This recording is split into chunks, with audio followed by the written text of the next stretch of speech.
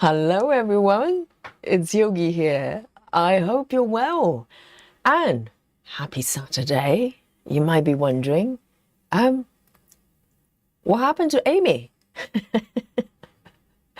And Amy's still going strong and she's coming back next week, okay? But today, this Saturday, we're going to kick off an entire week of relaxing stitching. And by that, I simply mean that we're focusing on lower count fabric. Okay, so as the title suggests, I'm going to be stitching 14 counts through and through for the entire week.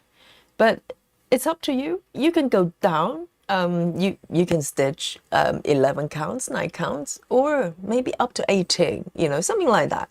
Something nice and relaxing. And I think we're talking about sort of Ada territory. So if you normally do, I don't know, 32 counts, 56 counts, maybe 20 count is pretty relaxing for you. But for me, on average, I do 25 counts, 28 counts.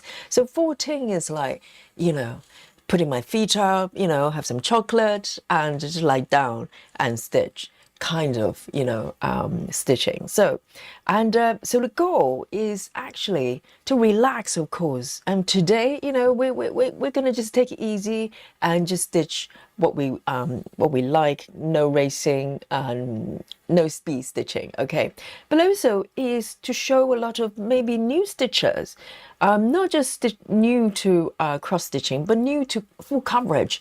I think there's a general conception.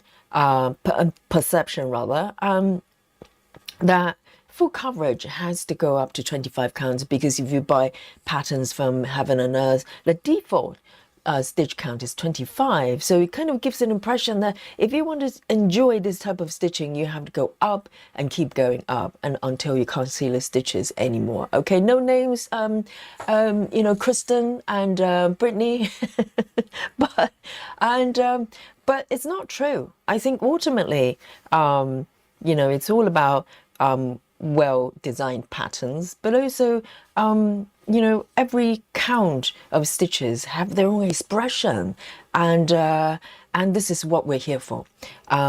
This is not about trying to stitch tiny stitches as you go up. If you enjoy that, I enjoy that too. We do that from time to time, but we're going to come back to the basics, come back to why we love cross stitching so much, and it's because it's relaxing, and so this is what we're here for. And today, not only we're kicking off the retreat week, okay, I'm starting a new project. So I've already got 14 count going on there that I, occasionally stitch, is within my rotation. But today I'm adding one more, and it's from a company I've never bought pattern before, and it's from stitching is so beautiful. I had to think about it, and stitching so beautiful. So this is my first pattern I'm stitching from the company. So I'm very excited because different companies, the charts are charted differently, and I can definitely feel the difference when I'm stitching companies that are not Heaven and Earth, because I've been stitching so many projects from Heaven and Earth. I'm kind of used to it. They use similar range of colors, and in terms of the confetti as well, if it's got a very similar feel to it. But different companies, there would be different type of challenges, and I'm up for it. Okay, I'm up for it. And I hope you are as well. And thank you for joining me today. And yes, this is going to be a wonderful week. And today, just so you know, give you a heads up, and we're going to have a spot of yoga. How's that? It goes with the territory, doesn't it? It's a retreat, and we do a little bit of yoga, and you're going to feel fantastic. Okay. But also, another thing. My internet, my Wi-Fi is a little bit temperamental at the moment. We just did members only stream, and luckily, it was at the end of the stream. We got kicked out. I didn't even realize. And so I checked my Wi-Fi service. It's nothing I can do, you know. It's out of our control, out of my control. But it's slightly temperamental at the moment. So if anything happens to the stream, just give you a heads up. You guys know by now, I will start a new stream. That's how we do it, okay? So these things are out of our control. We're here to relax, and we're not going to worry about it. If we get kicked out, I just start a new stream and we come back. How's that? Okay, so before I show you the pattern I'm stitching, you probably saw the thumbnail already. You know, it's not a mystery, but I'll show you the markup properly. But before that, I want to say hello to all of you. Thank you for joining me in this beautiful Saturday. The spring is definitely here. I can smell it. I can smell it in the air. I smell the optimism. I smell the happiness, the sunshine. Yes, it's here. So here we go. And first of all, Sarah is here. Happy retreat week and welcome back. And Walk Away as well. And Walk Away says, here's my 14 count project ready to stitch. Well done. And Walk Away. And Heather House is here as well. Says hello. And Brittany is also here. Oh, Brittany wasn't aware we're doing the retreat, the 14 count retreat. But Brittany is a quick thinker. Brittany says, I'm going to fight my pandemic. Yes, well done. See, we have to think on our feet. You know, it's changing every day. And also from Stargazer as well. Hello, Stitcher. And we also have Clara. And Travis is back with us as well. And Rajao, of course, welcome back. And our lovely Michelle. And ready to for the retreat week. And Rochelle as well. Rochelle. And Gayla. Hello, Gayla. And hope you're feeling great today. And our lovely Susan as well. And Kelly is also here in the chat. And Lizzie is back with us. And Amanda today has just joined as our member. Welcome back. And who else? We got, BLT. Hello. It's been a little while. And, no gridding. BLT is and one of the aliens. And Janine as well. Welcome back. And who else have we got? Sound stitching as well. And let's have a look. Mandy Moran is here, Cassie and Sarah VM, and Linda is also here as well. Love Drunk, welcome back. And Alison Rainey is back with us from the last stream, and Maddie as well.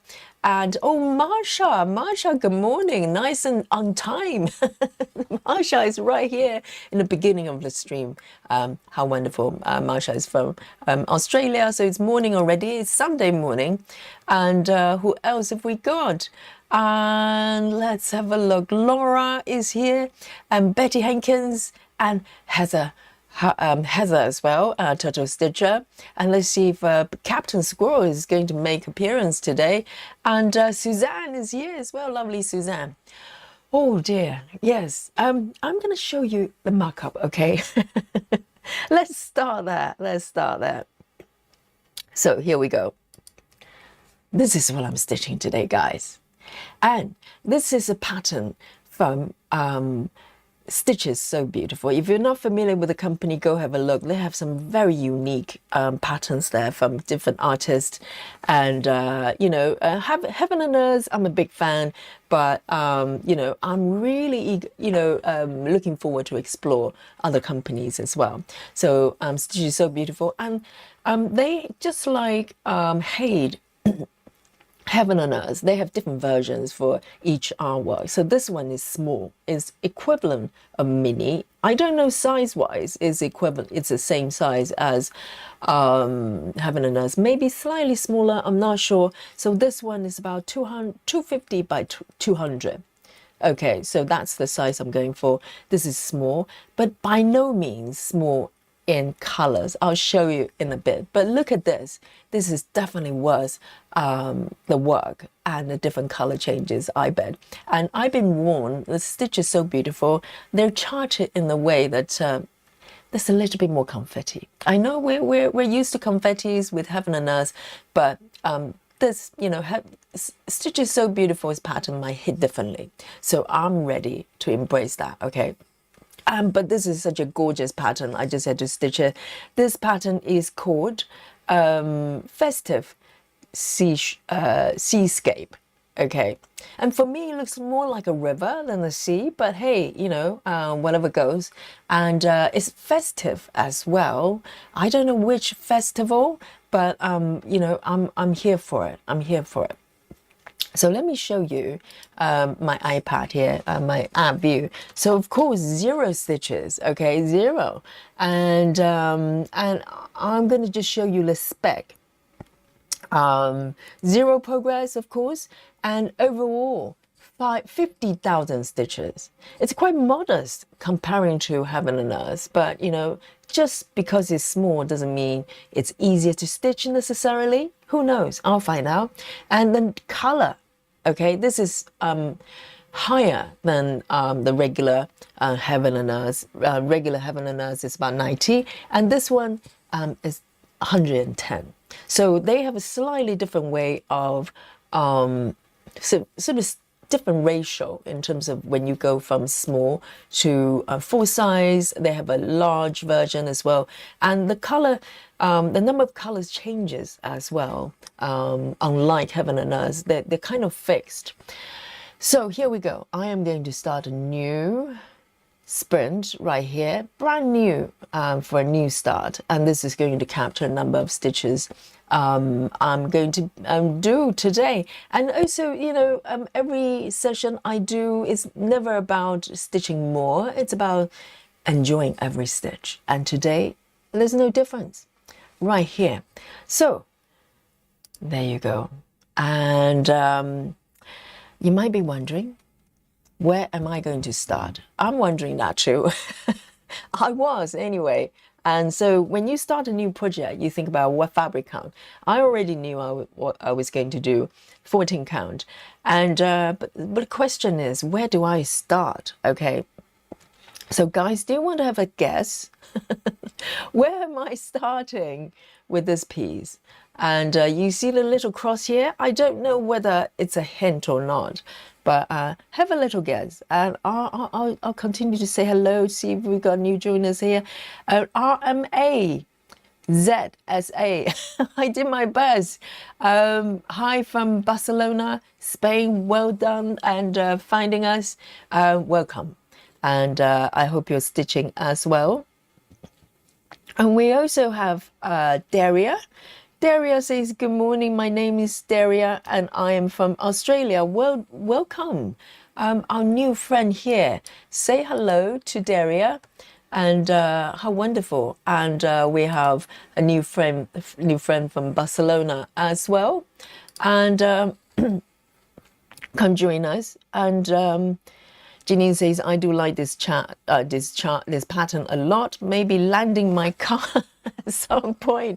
I know. I had to buy it full price this time because the last one, that was a larger size. I actually managed to have the discount code, which was very nice.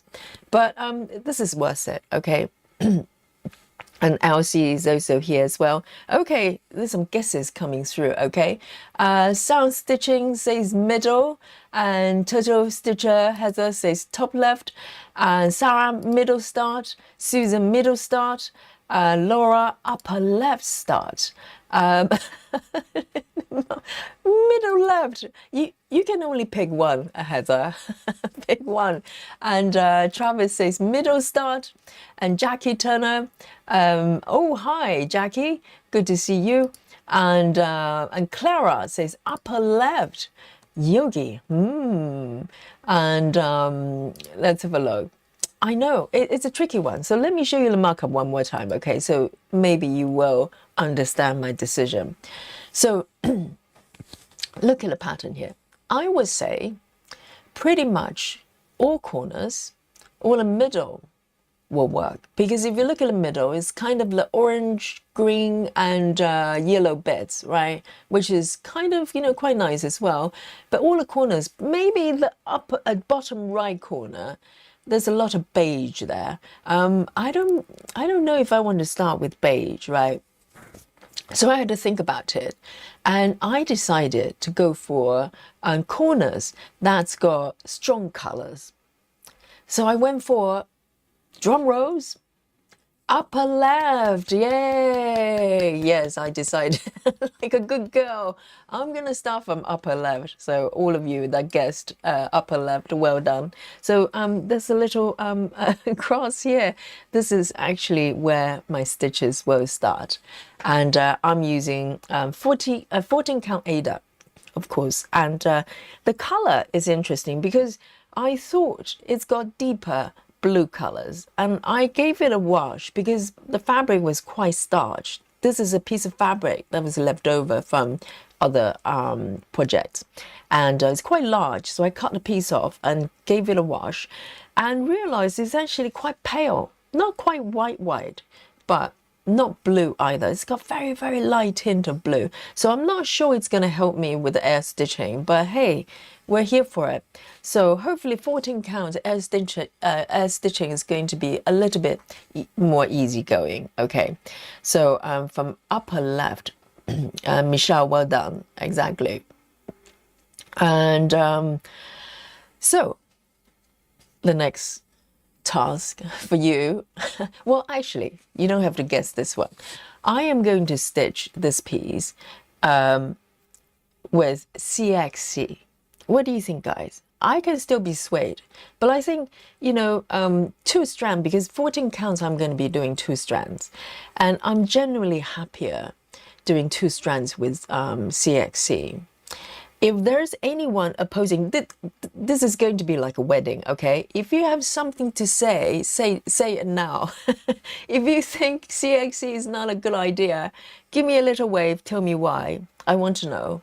I can still be swayed to the other side, but 14 counts generally, from my experience, I'm happier with CXC because the texture is more, the colors are more matte, which I think is going to work well, really good for this piece. But also, I like the texture a little bit more with CXC 2 strand. But if you think it's not a good idea, let me know now. Let me know now. Let's have a look. Tracy Parker, hi. Great to see you. And I say hello to Jackie Turners. And Laura says, I can see the orange stitches on the left. And your roll to the left side, upper left star. I told you, Laura, you can probably tell because there's kind of less fabric, isn't it? So I'm marking upper left. So I'm giving out, you know, hints to you already. And Laura is so cunning. I knew it. And Valerie as well. Oh, Valerie, we have a new friend from France. Hello, hello. And I'm working on Amazing Animal Kingdom while watching you. Amazing. And are you working on 14 counts? It's okay if you're doing 25 today. You know, some of you might not know this is what we're doing today, but you know now we have a whole week of the retreat together. Okay, we're going to just relax and, you know, and I love to see and find out what happens after 1 week solidly stitching 14 counts. Is it going to break me, or is it going to make me fall in love with 14 counts even more? So, and Marsha says, Yogi, you are stitching the same pattern all week. A good question. I don't know yet. I have 5 that I can, circle around. I can change around. So I've got 5 to play with. But of course, you probably wouldn't be surprised if I put a little bit more emphasis on this one, right? And anyone is opposing to CXE? No? Yes, Laura says it would be nice to see the coverage of CXE on 14 counts. Very good point. Very good point. Because CXE, they're slightly fuller in terms of coverage. So yes, why not? Yes, this would be a very good demonstration, and you can use it as a reference.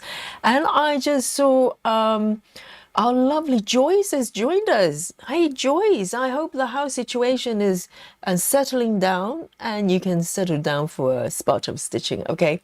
And as we're discussing the pros and cons of CXE, sounds like everybody's positive with CXE, right? No one says, no, you shouldn't. BOT says muted tones of CXC will be perfect for this pattern. I agree. Yes.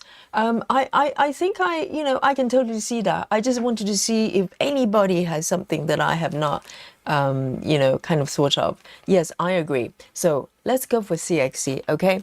So CXC's got slightly fuller coverage. That's kind of known. But this pattern, Stitch is so beautiful. They contain they use a lot of 1 to 35 colors. So if I come across those, I'm going to cheat and blend with DMC because I do not have 1 to 35, up to 35 with CXC. So I'm going to cheat with those.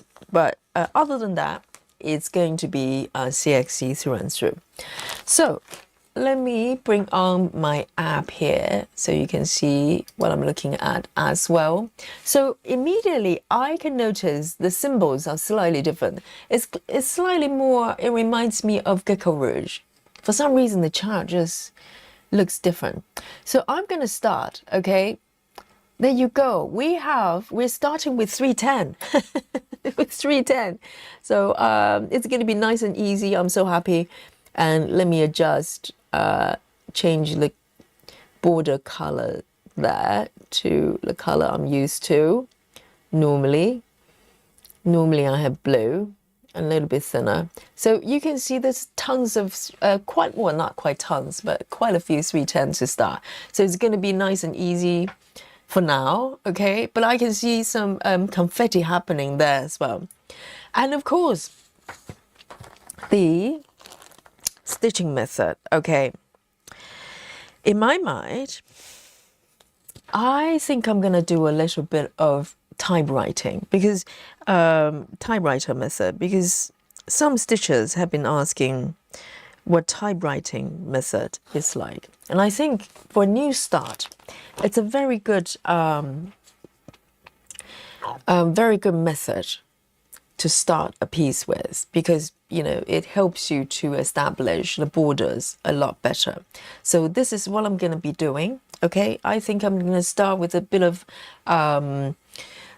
typewriting, unless I come across colors I don't have at this point, because there are quite a few. Look at this.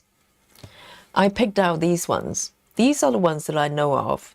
They're not currently on my master set. So these are CXC floss, and plus there's one from a Nighting that's from DMC. So this is one numbers that are below 35.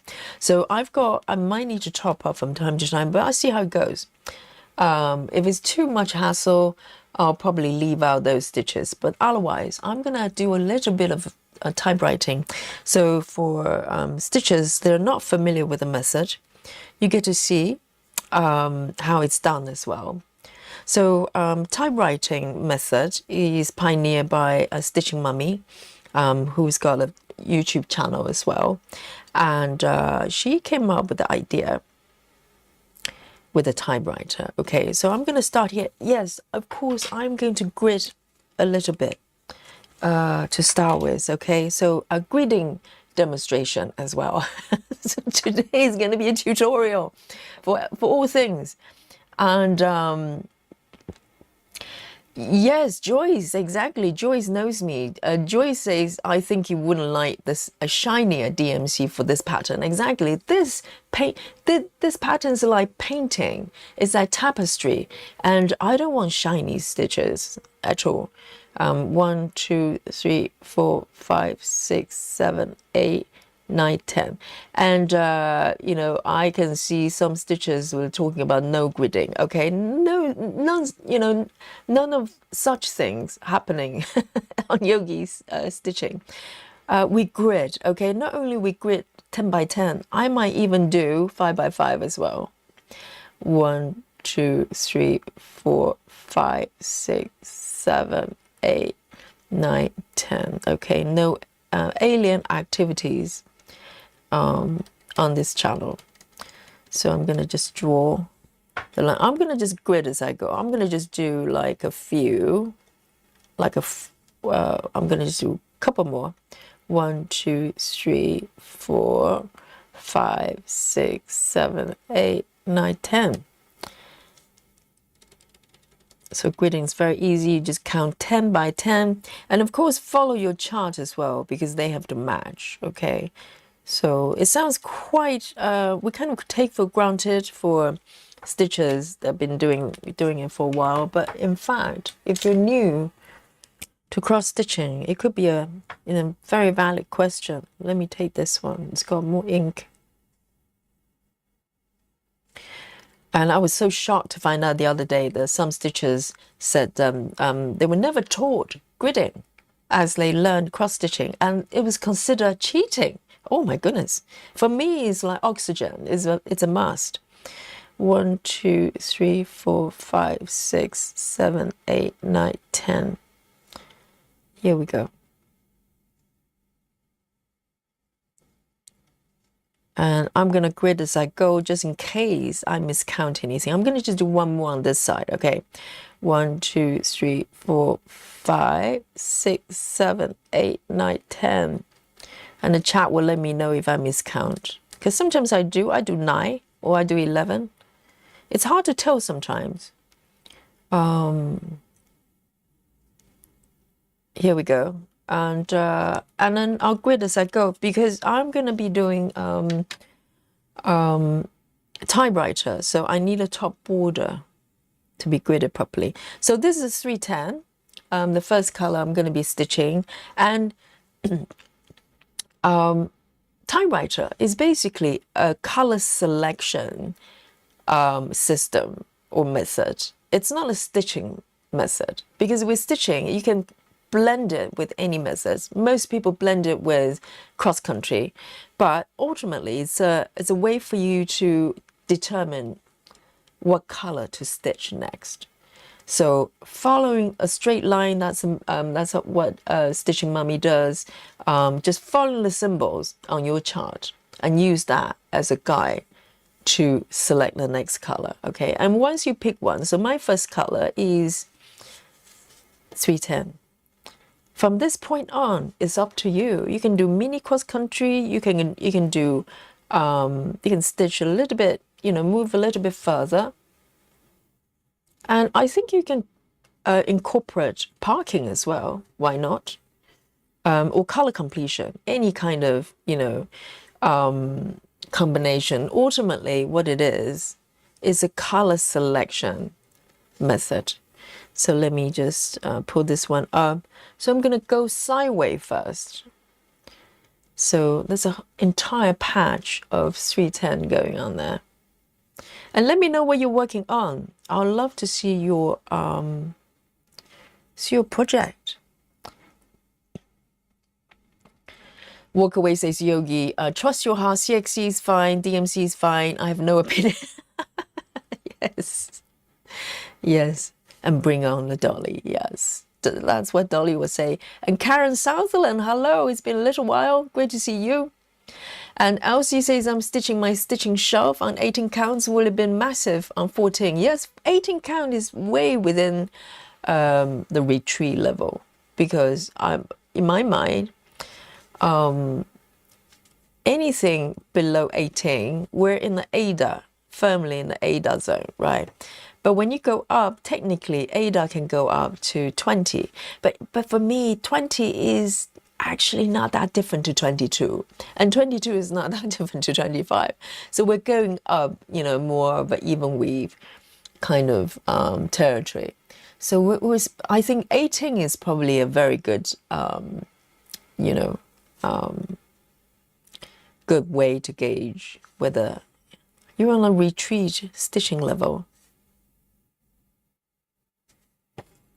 Look at this. The coverage is really good. Look.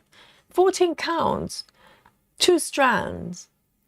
You can hardly see the fabric, right? You can hardly see the fabric.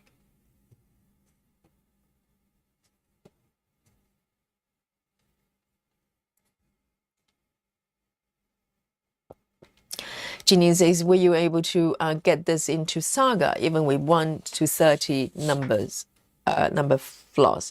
Good question. Yes and no. So it picked up all the DMC numbers, but apparently it's got issues with some of them. So for instance, I've got, I think anything with 0 in front, I think that's what Busy Mom said, Busy Mommy said. She said anything's got 0 in front, which is probably 1 to 10. Saga can't seem to pick up, doesn't understand it. So it just assigned a random gibberish to it, and you have to fix it. But other than that, it seems to be relatively good. I haven't got issues. You just need to manually check, see if there are some numbers that they have not been assigned properly.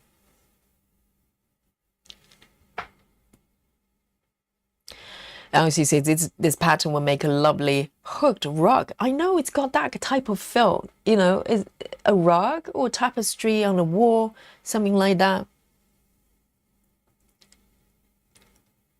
Oh, a spooky bingo, Michelle. Yes, the first spooky bingo goes to Michelle. Well done. Yes, already. We barely started. We have a spooky bingo, and that goes to Michelle. And congratulations.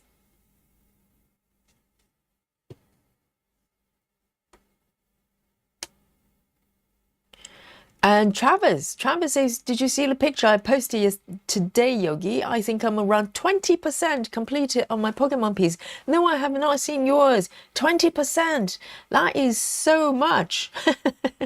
Yeah, so definitely have a look later. Travis is working on an epic Pokemon stamp kit, and he's been working on steadily for quite a while now. And now it's 20%. Amazing. So let me just make the border a little bit thinner there. So I'm going to keep working on the first row. I think the idea is that you can follow the rows, or you can move down however you want to. So it's up to individual. You can combine any kind of stitches, but what you do is when you get to the last stitch of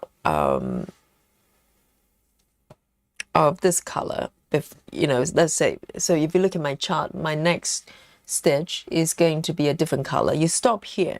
So you basically use the top row as a guide. You always look for the stitch that's the highest point and upper left as well. You can start from different corners, but I'm starting from upper left, so it's my guide. And in this, for this chart, I can move down actually, because it's I can decide whether I want to go down or switch color and start to stitch to move horizontally. So this is all it is with typewriter. It helps you to select the next color. But how you want to stitch the piece, you have many options.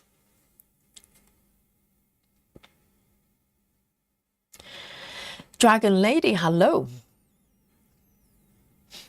And Dragon Lady says, working 700 stitches on classic geisha from Dimensions 2008. Lovely. What stitch count is it? I think you mentioned it the other day. I forgot. Is it 18 or is it 14? I think it's within the comfort stitching zone. The coverage is really good, isn't it? Look at that. Look at this. Because I can do a comparison of CXC 14 counts versus Egyptian cotton that I've got for my 14 count kit. My 14 count stitching kit, definitely, even with black 310, you can see the fabric a little bit. But so far, it's pretty good. Tiny bit you can see, but I think the coverage is really, really good.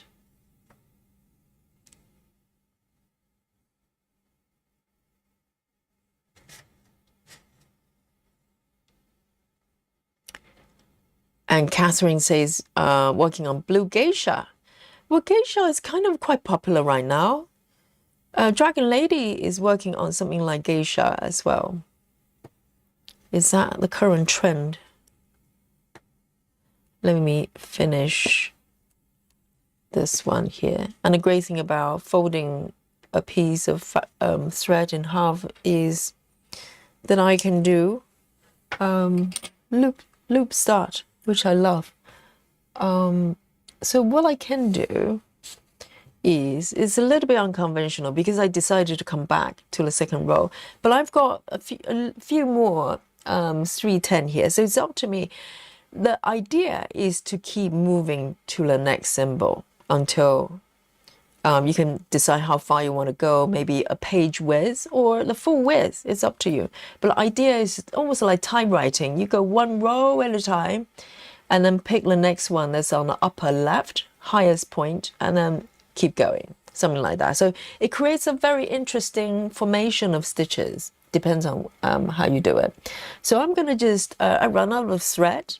So I'm going to come to the next stitch, which is different from 310, and keep going. Okay, so this one is 3371.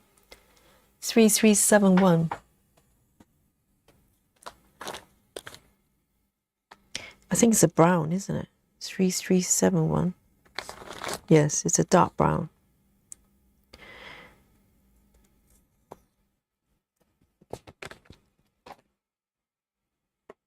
And I think if I remember Stitching Mummy's tutorial, I don't know whether I remember correctly, guys. If you probably have seen that tutorial of not Busy Mom, they're both moms, Stitching Mummy. Was she doing a color completion? Did she just keep going with the same color? So as you can see, this is a brown, it's slightly different color, and it's starting from this stitch. But the thing is, this stitch, there's the next stitch next to this one is actually a different color. So I'm not allowed to keep going to the right. I'm gonna have to go down if I choose to. So I can do mini cross country downwards toward any direction. That makes sense. And then,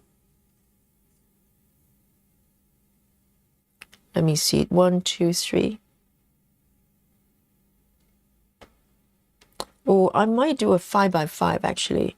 1, 2, 3. Yes, I think this is going to help me. Let me do a 5 by 5 gridding in the middle as well. And I'm going to turn on my 5 by 5 gridding. It has helped me quite a lot making mistakes. So 1, 2, 3, 4, 5. 1, 2, 3, 4, 5. And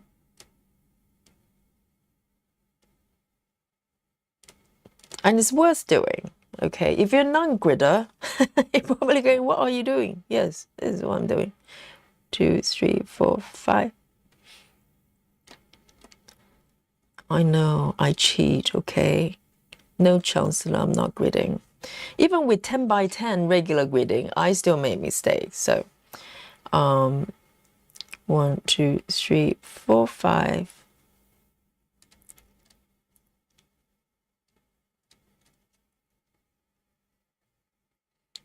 So Dragon Lady is doing 14 counts. And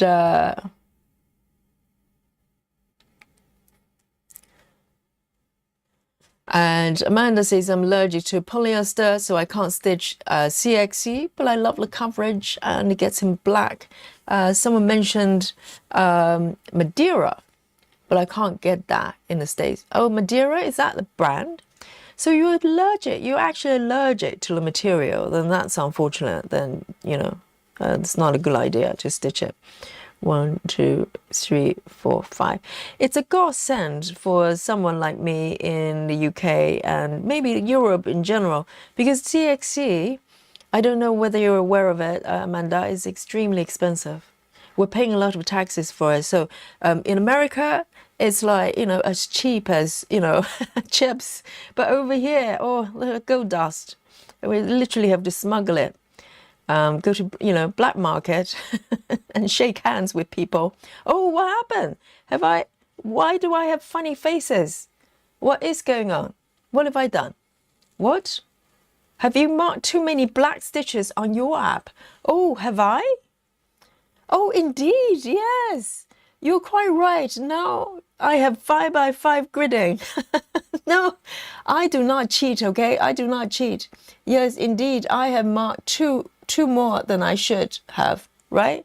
Am I correct now? Am I correct now? I was getting too excited. Are we good now? Thumbs up, thumbs up. And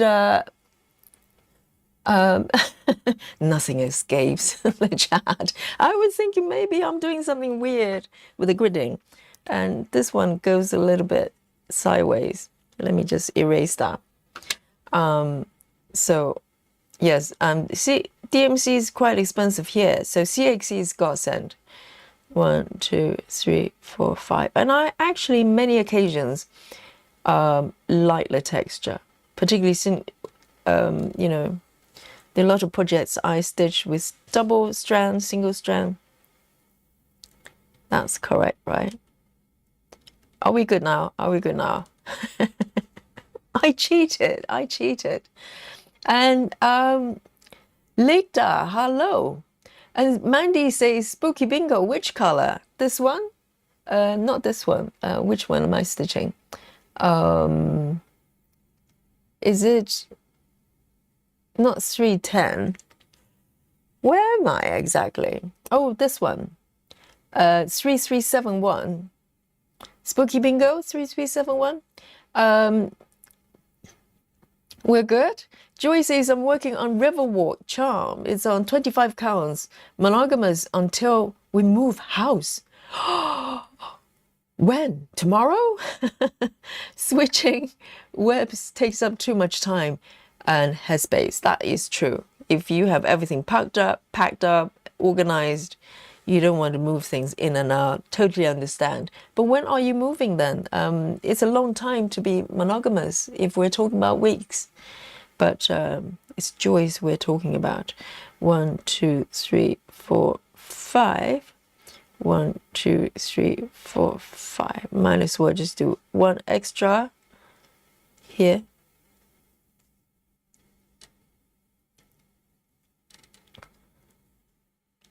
All right. So this is going to help me. I might as well do this one. 1, 2, 3, 4, 5. And it's definitely worth it.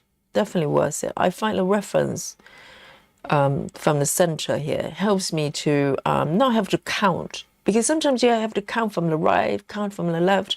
Whereas you have the center point, you just know exactly where it is. It makes a lot of difference. Here we go.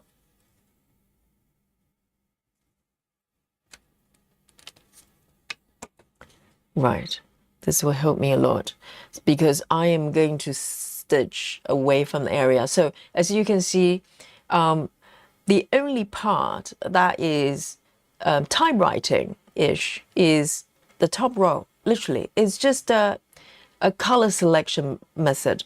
What you want to do with that color, how you want to stitch it, it's up to you. So I am doing mini cross-country. How mini is it going to be? I have no idea. And I can flow to the left, flow to the right. It's up to me. Literally, I'm just picking stitches from the surrounding area and start stitching.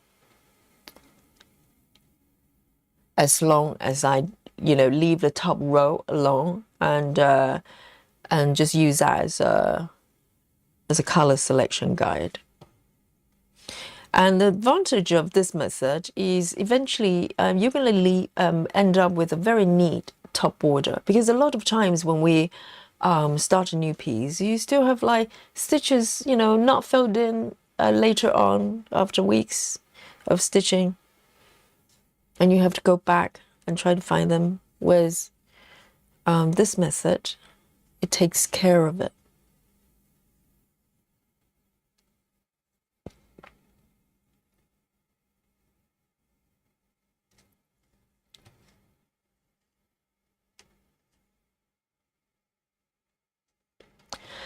Alison says I'm working on in a garden shed, 22 counts. Oh, that's a retreat fabric count for Alison. I have Scotland sample on 14 to start.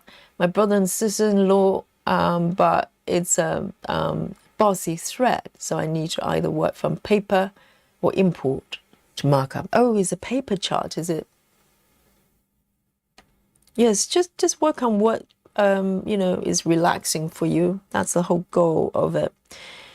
And so when we go back to maybe higher counts or you know, projects that require more focus, we have kind of a new perspective, a new insight, hopefully. And I'll be, you know, I'm very curious to see what happens after 1 week of 14 counts. And so as you move down with cross country, it's up to you. You can end at any point, or a lot of people actually stitch until the thread runs out. So it's up to you. So either the stitches run out or the thread runs out. So it's a less predictable way of stitching, which can be quite fun for a lot of stitchers.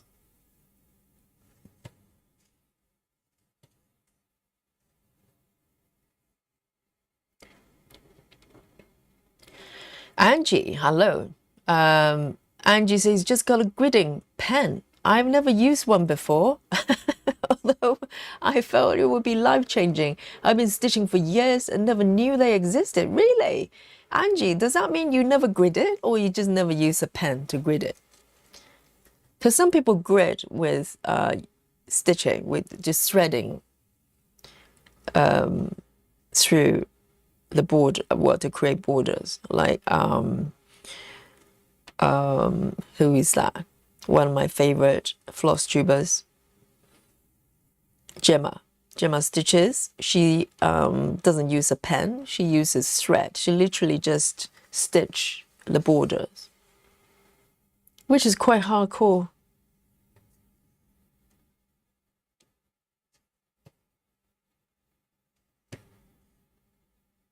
So I'm probably going to stitch until I run out of threads. Depends if I feel like it.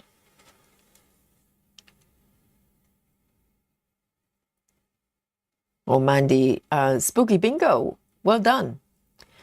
And Clara says I'm stitching a stamped stitch club stamp kit called Tiger Club. It's 16 counts. Yeah, 16 counts, you know, for me, it feels very much 14. To be honest, if you ask me, if I, you know, didn't get my ruler out, I probably couldn't tell the difference. 16 is very much 14. Very relaxing to do.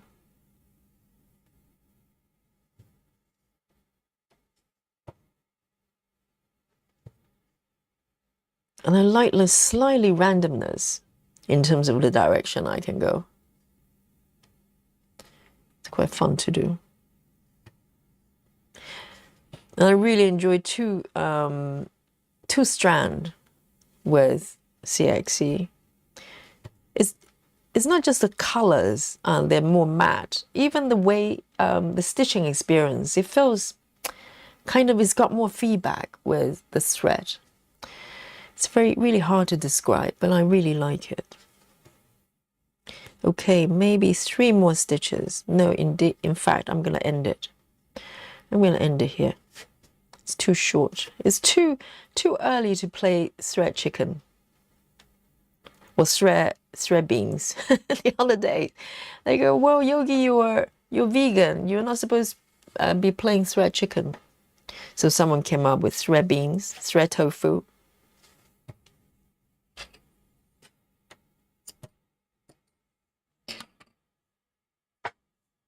All right, no cheating this time. I did not mark anything I have not stitched, have I? Beautiful. And so you know by now, where will I go next? Here. So I'm going to pick the next color here. Sometimes you could be the same color that you just stitched before, but there's an element of an unknown and randomness, because you know, you don't always know what the next color will be, and that's kind of makes it fun. as well. So the next one, we're back to 310, spooky bingo everywhere. Yeah, groups, you know, entire group of spooky bingo. 310, everyone. 310.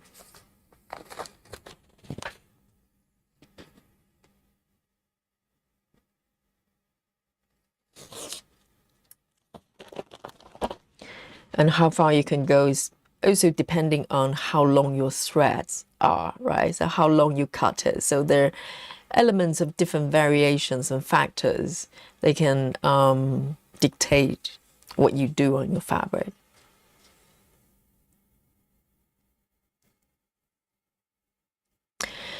Catherine says, I've been working on paper pattern and it was mostly done, but finally cover a cave today and got a PDF of the geisha on 23 stitch. So I have to enter all the stitches, at least where I have gaps. Right, so let me see, working on paper pattern. So this one, you've got PDF, and which app are you using to track your progress? It's a game changer though. I know paper, I like the romantic notion of paper pattern, and I have worked with paper patterns before I realized there were markup apps. And, you know, once you go digital, it's very hard to go back.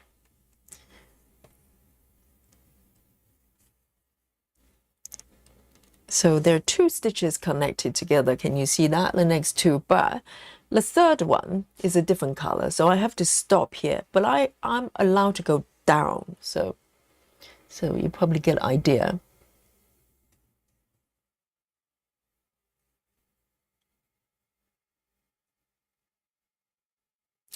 Elsie's trying 5x5 grid also. Yes, I think for me, it's a game changer because a lot of times my error happens when I have to count either from, you know, away from the left side or right side. Now I don't have to. I know exactly where the center is. It helps quite a lot. So I can't move to the right anymore, but I can start to move down and go as far as I want to. It's a very interesting way of stitching.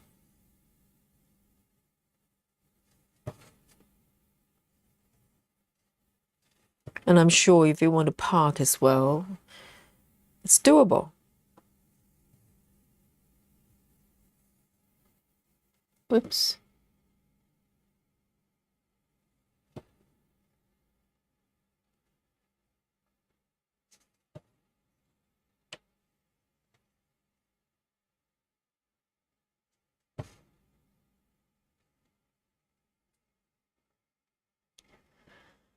And Travis says, today I decided to work on my part threads. I love switching methods. Me too, Travis. Yes, definitely.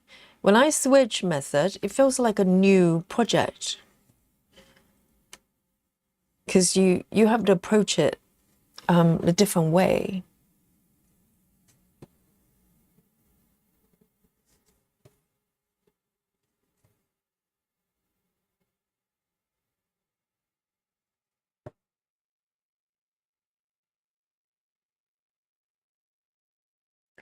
Marshall says, can you repeat the name of the pattern, please, Yogi?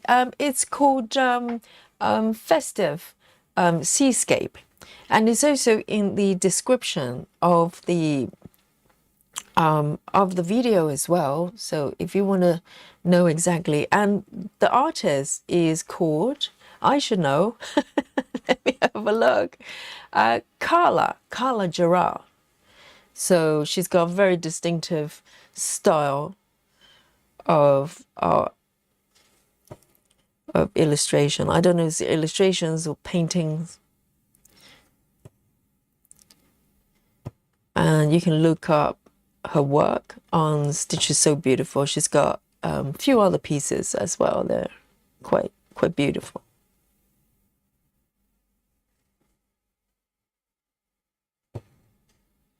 And now I can slowly move to the left there and fill it in.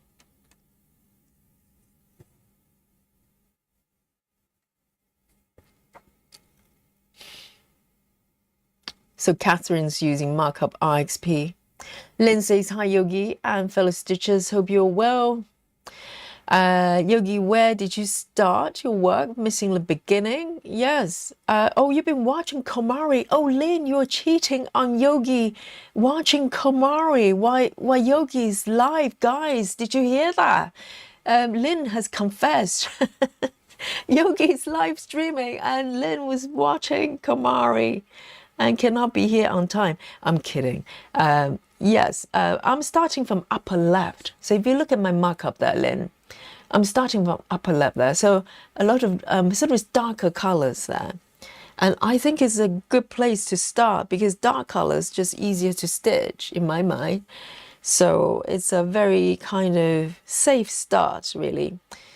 You know, rather than starting with air stitching, that wouldn't be my idea of a good time.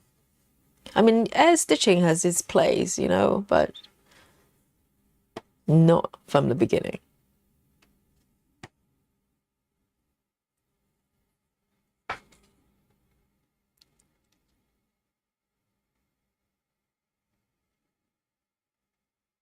Yes, Laura says Festive Seascape. Yes, thank you, Laura.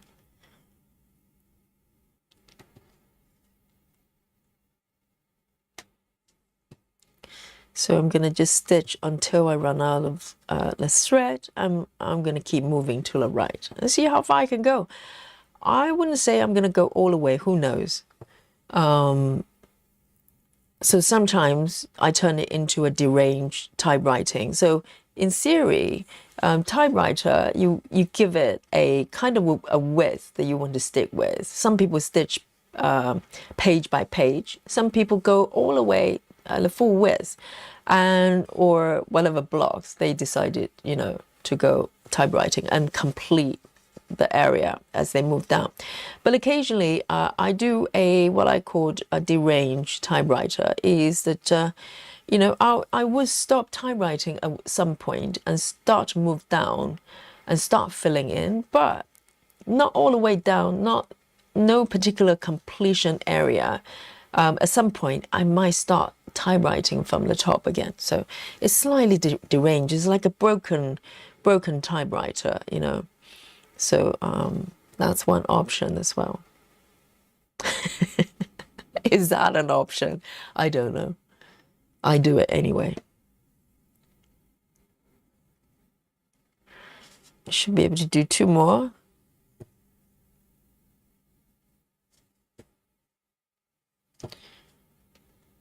So a lot of stitching method, I think, is a kind of starting point for some people, but a lot of us kind of tweak it to make it, you know, work for us.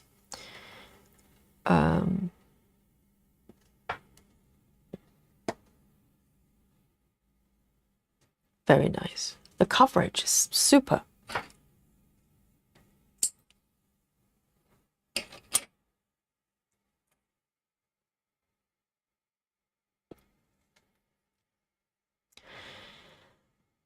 And Lynn is greeting Cynthia, the daily greeting. Yeah, I think Cynthia is in good spirit. I see her on our Facebook group.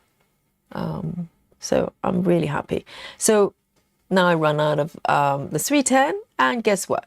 I'm coming here to pick this symbol, which is 3371. So it looks like the top border, at least, it's kind of alternating about 3-4 different colors, and they're all around sort of a dark shade. So you can see from the markup there's a lot of sort of, you know, strong colors going on there. So the next one is 3371. 3371.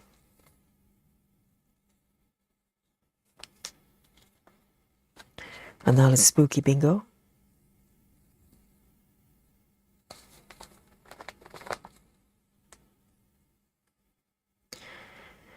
And for a piece, that's 250 by 200 stitches, and it's got over I think it's 110 colors. That's pretty intense, isn't it? Because I noticed I was going through the thread list a little bit just in case there's anything I don't have. And quite a lot of stitches that's got under 50 stitches or something like that. There are a few.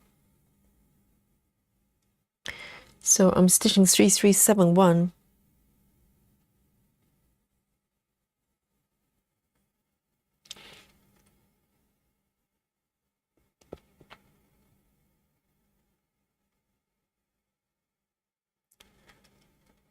And sound stitching is after work. Oh, on the Saturday, and we salute to you. So sound stitching is off to work club.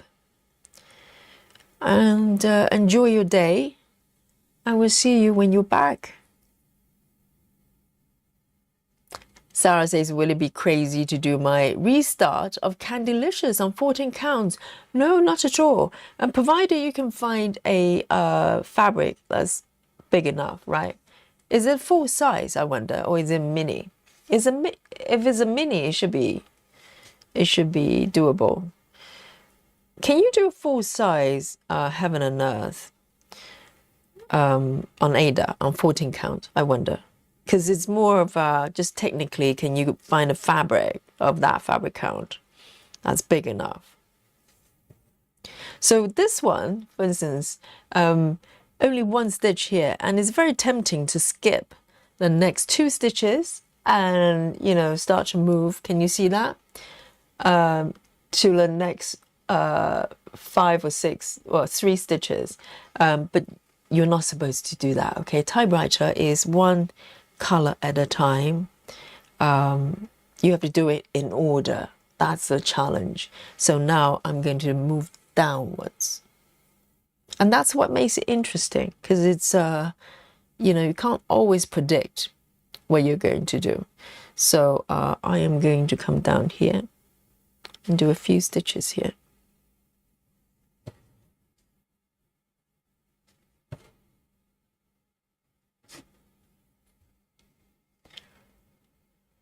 Michelle Fuller says, confession. I do. Dear, dear, Michelle has confessed as well. What is going on, guys? Everybody's cheating on me. Michelle says, confession. I too was watching Komari before the live. Well, before the live, yes, that's okay. But during the live, like Lynn was doing, very naughty. That's why she was late for this live stream. Okay, Michelle. Oh, guys, you're just cheating on Yogi now. It's okay. It's Komari. Okay, she's one of my favorites. So you can cheat. You can cheat.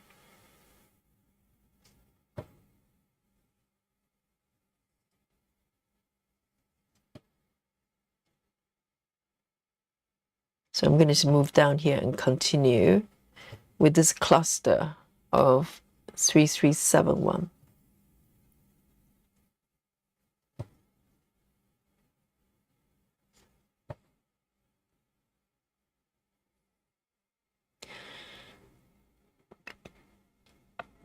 Daria says, I'm working on a piece called Girl in Paris by Glamour Stitch on Etsy, 14 counts. Oh, Girl in Paris. Sounds romantic.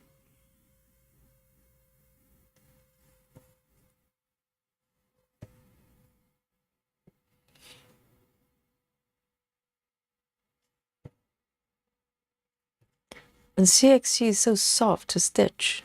It's really nice.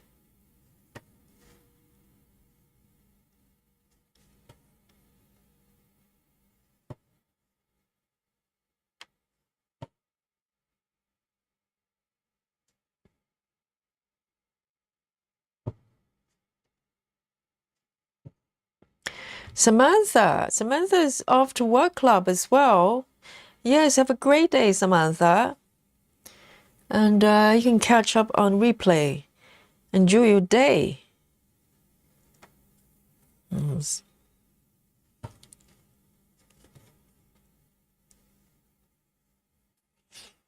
And Rose, hello.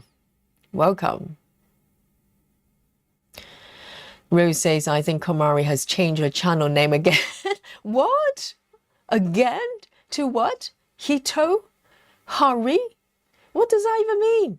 She's changed it for about 5 times recently. I can't keep up. Komari, stop. Is Komari trying to stop people from finding her channel or something? Komari, what are you doing? What? Because just the last couple of days, she changed it to something else like Komari live stream, which makes a lot more sense. Because the one before, I just couldn't remember. And she changed it again? I think YouTube will have to start charging a small fee for changing names for content creators like Amari. She's just changing so frequently. The search engine probably is very confused. It's like, who? What? Komari who?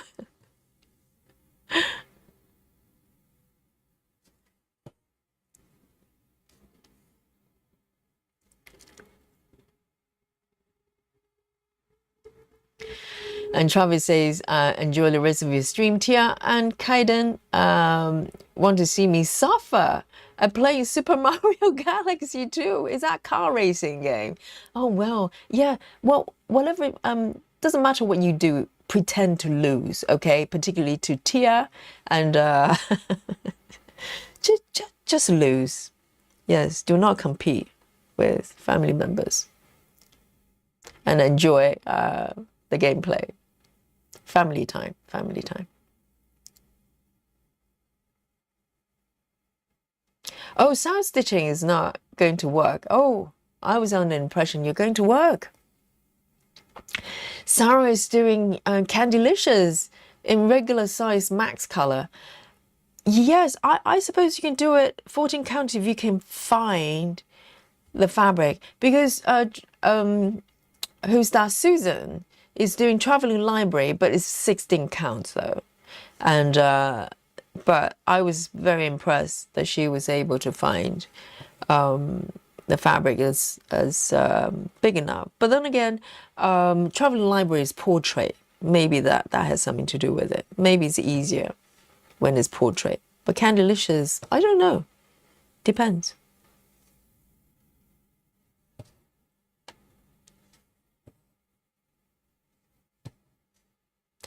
I'm going to just do one more stitch here. See, it's very unpredictable in terms of where the stitches go, right? So you can make kind of split decision on where you want to flow your stitches. And there's no wrong way of doing it, I don't think. Because all it is with typewriter is you follow the stitches guidance in order and you pick the next color. That's it. The rest on how you want to stitch the piece is up to you.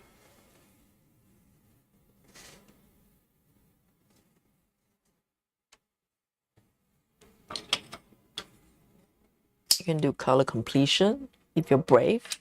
You can just pick one color and just complete, you know, that color of the entire piece. Well, let me take a sip of my coffee here. Let me know what you're drinking for your retreat. I'm drinking naked coffee, as usual. Very nice.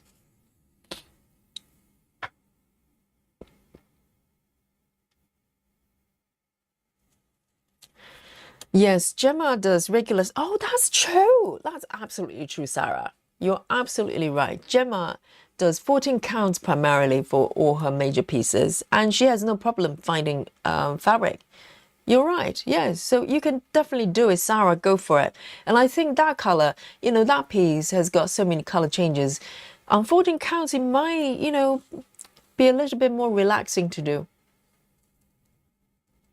That's very true. Because Gemma is doing 14 all the time. Yes, absolutely. So you can. And the next one, I'm going to pick this one. We're back to 310 territory. Very interesting. Very interesting. I like it. So, and I will know when I'm going to kind of have a hard stop. Not quite yet. I'm going to keep going. 310. 310. Spooky bingo. Today is going to be full of spooky bingo because we have a lot of sweet end stitching.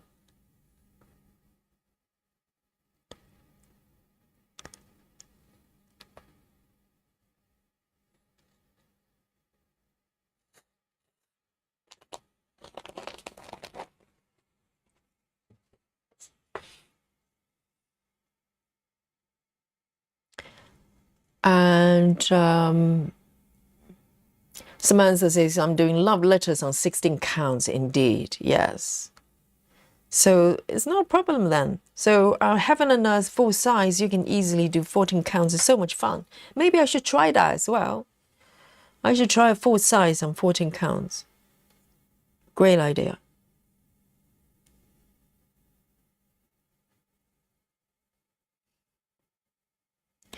And Grace Houston, hello, says, hi Yogi and Stitches. I've been here, but I was lurking. As long as you're not cheating on Yogi watching Komari, okay? You can lurk, okay, Grace? And Grace says, color flow might work well with this piece. Yes, indeed. Color flow might work. And I have not, well, it's not true. I was going to say I have not done color flow on 14 counts. I have. Not extensively, but I have. Indeed, I think this piece can work quite well with either Gemma's method original or color flow. Absolutely.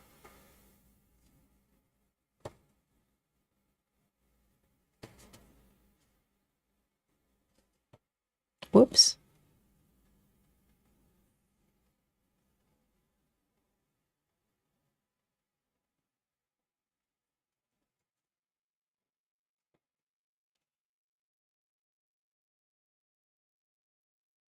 Laura says, I had a hard time finding 14 count enough for regular size haze. But Sarah's got a really good point because Gemma stitches. Gemma is stitching on 14 counts, full size, multiple times.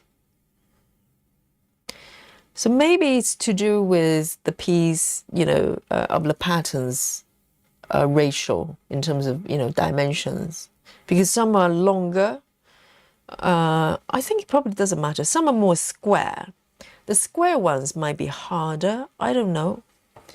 But if it's landscape or portrait, one side is longer and one side is narrower, it might be easier to find fabric.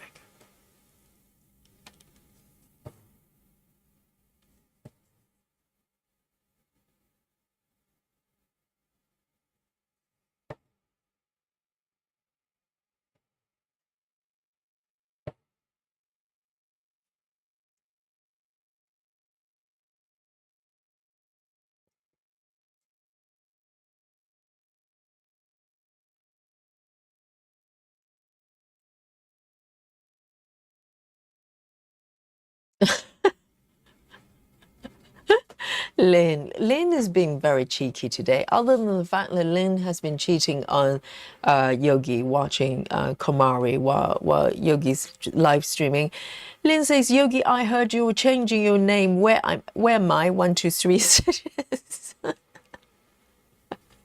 Cheeky. Lynn, you're grounded, okay?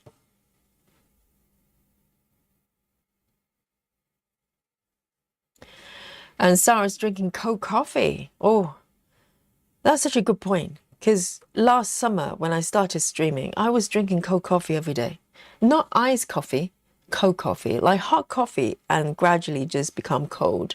And for some reason, cold coffee just has so much stronger coffee flavor. It's strange. But I've been drinking hot coffee recently. Yes, cold coffee is delicious.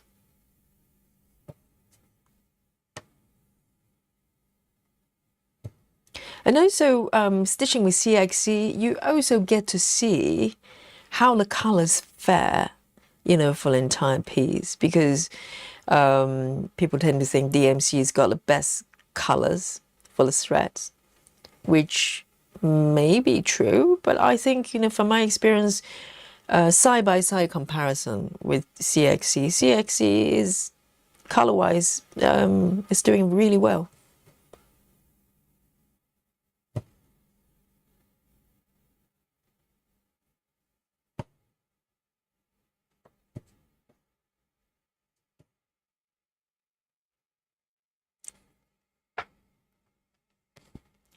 Linda, Linda is drinking McDonald's iced coffee. You brave soul. McDonald's iced coffee. Well, I think well, I can't remember the last time I had McDonald's coffee, but it's very similar to airplane coffee because they keep the coffee in a sort of reheated device, and the coffee may have started off okay, but gradually start to have that burn taste, like on airplane as well. The coffee is, oh.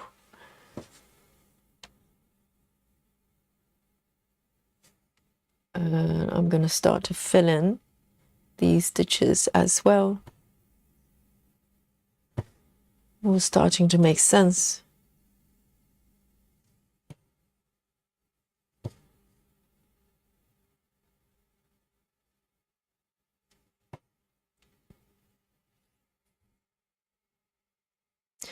And Sarah VM is drinking lemon water. Very nice. Starting to feel a little bit summery, isn't it? And what's different about this year comparing to last year for me drink-wise would be Diet Coke. Because I'm trying to think, maybe up to Christmas, I was still drinking Diet Coke, and I've been drinking Diet Coke for a long time. It's kind of my guilty pleasure, I know it's probably not the best for you, but I enjoyed it. And I thought I was probably addicted to it somehow, but then I started to get a little bit concerned about the sweetener. I'm just not sure what it's going to do to me eventually. So I thought, well, maybe I can try and stop drinking Diet Coke, see what happened. And to be honest, I didn't take myself very seriously. I thought I was going to give up within 3 days. But for some reason, I'm not that bothered. I just stopped drinking it, maybe beginning of this year, and that's it. I'm normal. Kind of ish.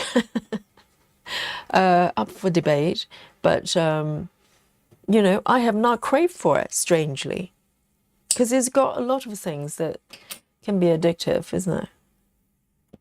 Look at this. What an interesting formation of the stitches. Wait, that one. Okay, and I'm gonna keep moving. Next one. 3371 again. Oh, which one, Michelle? Spooky Bingo. I'm moving on to 3371. Any Spooky Bingo? 3371.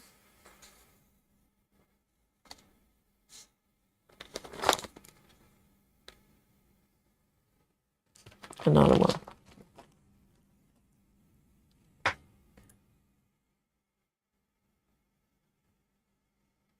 Rochelle is drinking iced black coffee. Very nice. Is that kind of season, is it? Iced coffee.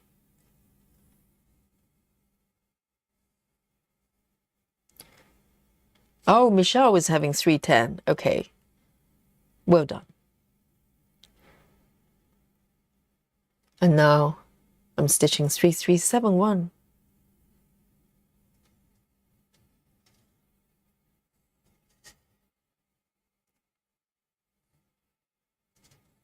I love my loop start.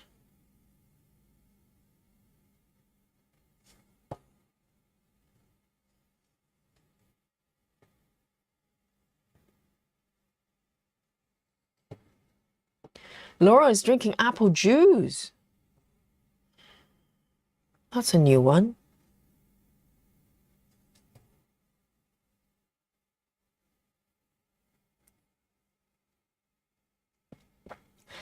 Linda says, Linda Vinning, hello. What's the name of the pattern, please? It's called, oh yes, Laura has posted it. Thank you, Laura.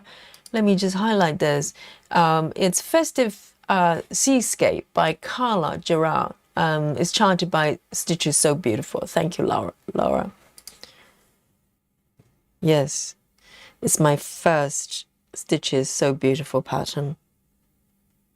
I'm a little bit scared because I've been warned that the way they chart their patterns can be quite confetti, but they're beautiful. They're absolutely beautiful. So it's 3 here again. The next stitch is different, so I have to stop here, okay? But I can move downwards.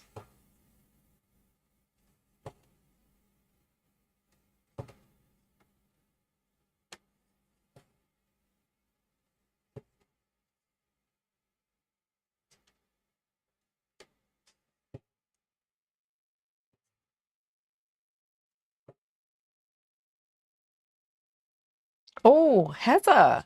Heather is having 3371 spooky bingo. Yeah.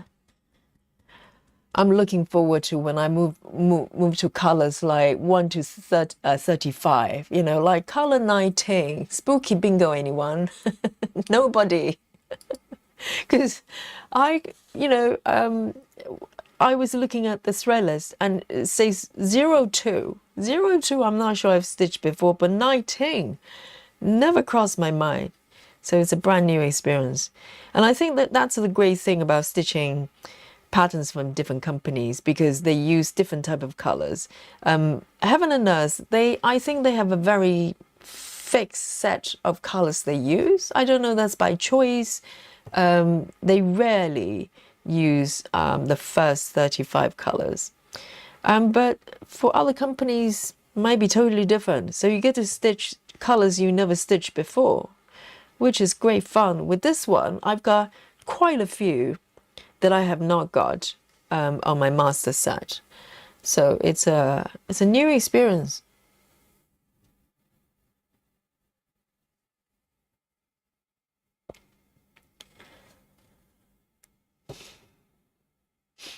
Lizzie says, is it a color flow you're doing? No, I'm not doing color flow. I'm doing typewriter.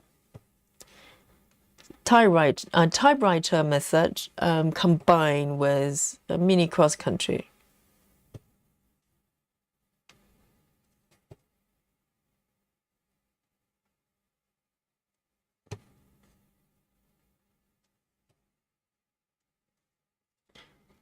Two here, and then one more.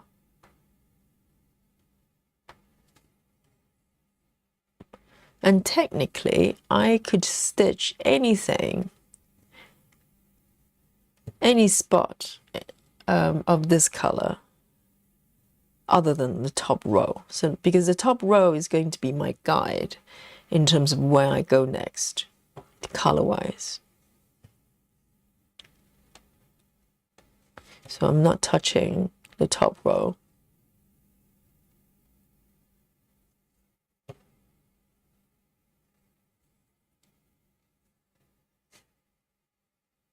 Okay, I am going to, what am I going to do? I'm going to, okay. How about this? I want to stitch until I run out of the thread, if I can.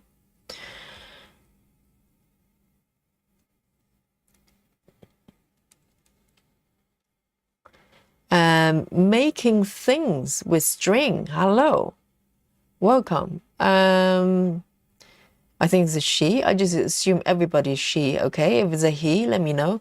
And she says, I've got a lovely apple cider with strawberry and basil. Is it apple cider as in alcoholic apple cider? Because apple cider in the UK is booze. It's apple booze. It's almost like apple beer, but it's very, very sweet. It's not for everyone. But I think apple cider might be different things in different places. Yes, Linda, it's pretty, isn't it? It's lovely. It's very stylized. It's like a painting. It is a painting.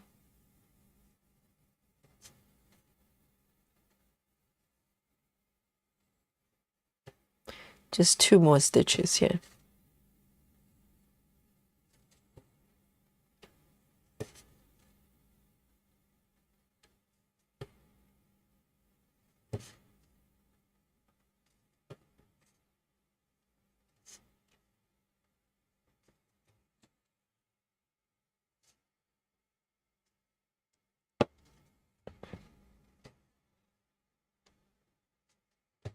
That's lovely.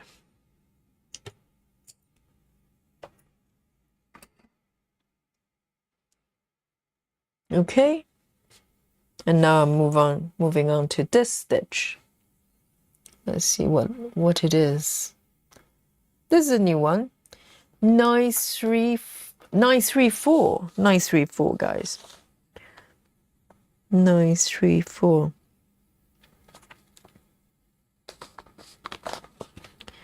It's actually a green, because on the swatch it looks like a brown again, but it's actually green. I'm going to green zone.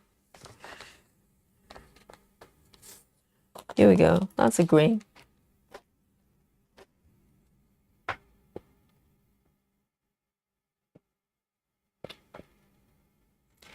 Walkaway says Heaven and Earth had a big shake-up when those 35 colors came out several years ago. It became a big thing.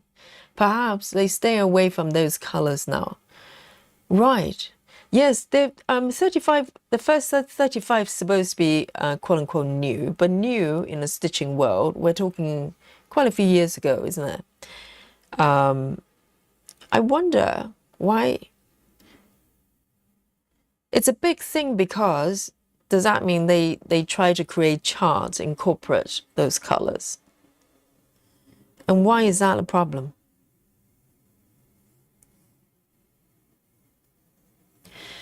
Dragon Lady is eating blackberries, blueberries, and raspberries and drinking water. That is so healthy. I love berries. Love berries.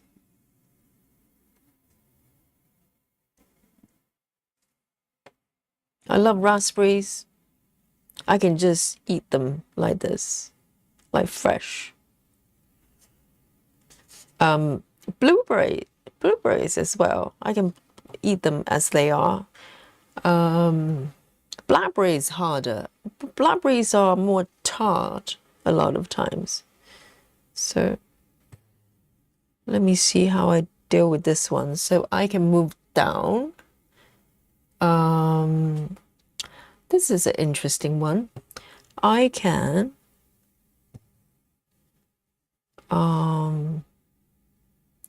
end here until the next opportunity, because technically you can park. If I really wanted to, I can park it at the next spot on the top to wait for me. Nothing's stopping me from doing that. I can move down, but it's a little bit far away, so I am going to actually, I think I can do a yogi move, and then, oh no, it's okay. I can just move down here. So I am going to try to avoid going to the right.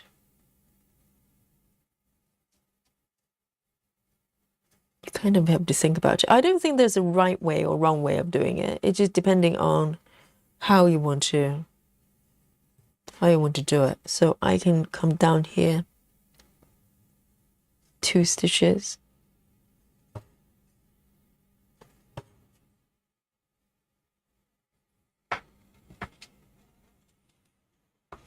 Laura says, I bought one of the Rachel's pattern. It's called For Every Color, 1 to 35. Technically, the first max color I'll be doing, 239 colors. So Laura, have you not done max colors before, like Heaven and Earth?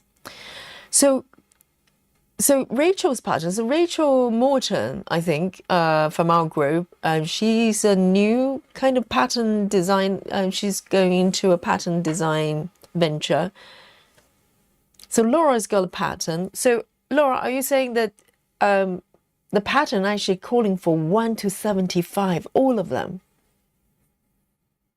I wonder if it is a chart creator's decision. I suppose you can probably limit the number of colors, but also range of colors. Maybe you can say, well, I want to exclude 1 to 35 or something like that, or not. Interesting.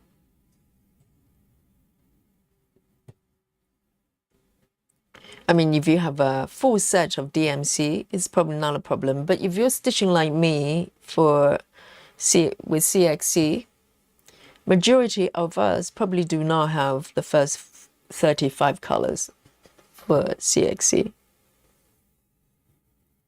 This is going to be a problem.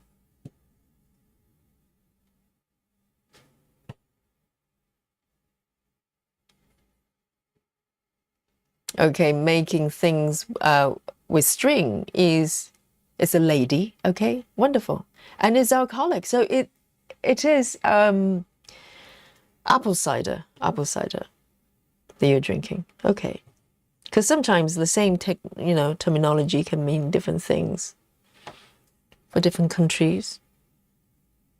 Yes, apple cider. I remember as a student, before I even had the courage to drink beers, because beers are very bitter and not very tasty, to be honest. I was never a beer drinker. And so as students, we drank, if we go to parties, we drank apple cider. And it's so sweet. It's sickly sweet. But it's easier to drink than beer. So it's like a beginner's. If you're new to booze, maybe cider is a way to enter the world of booze.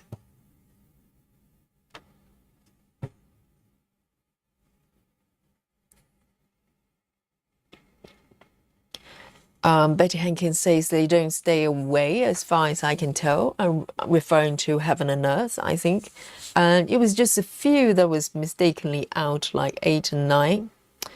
Right. But not many patterns that I have from Heaven and Earth, they use the first few numbers. Some of them do. Very few. Very few. I'm trying to recall, because I do have them on my master set. So it probably means that they've been used on the pattern. So let me end this right here.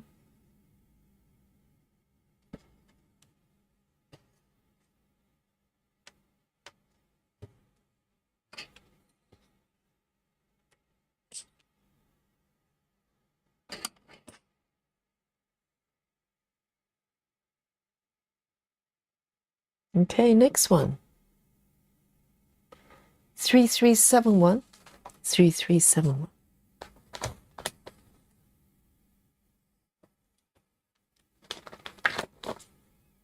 We're back to brown.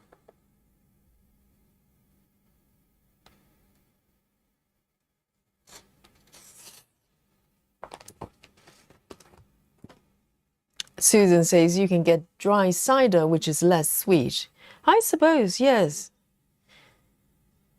But I bet it's still very sweet.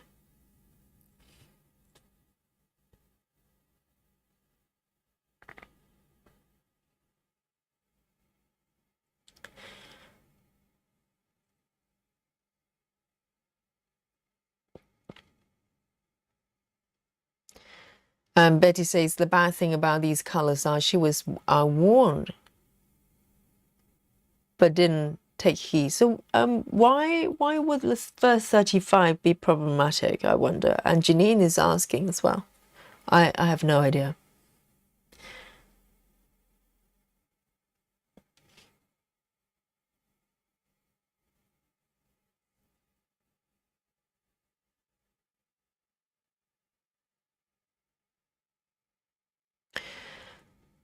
And Heather says blackberries are best enjoyed straight off the bush on a hot day. So they are warm and juicy and sweet. We have a lot of wild blackberries around here. Well, yes, Heather, where do I find fresh, blackberry bush in London? Please let me know. Yes, I'd love to experience that. But, yes. The only blackberries I've seen, they're on the supermarket shelves. Packaged up in plastic.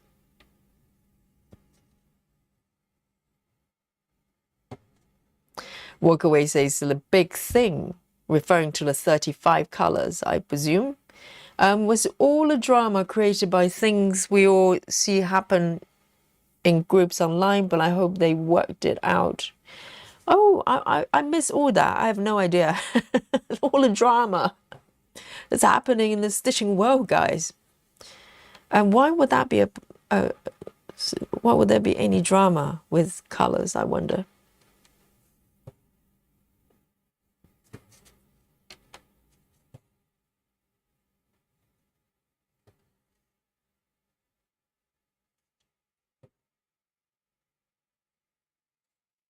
Three.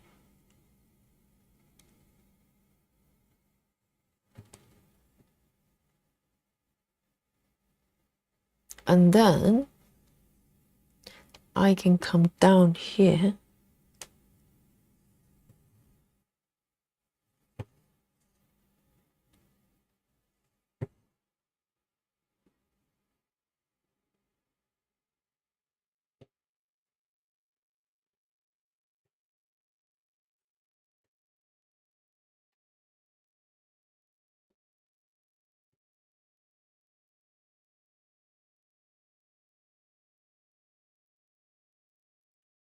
Two.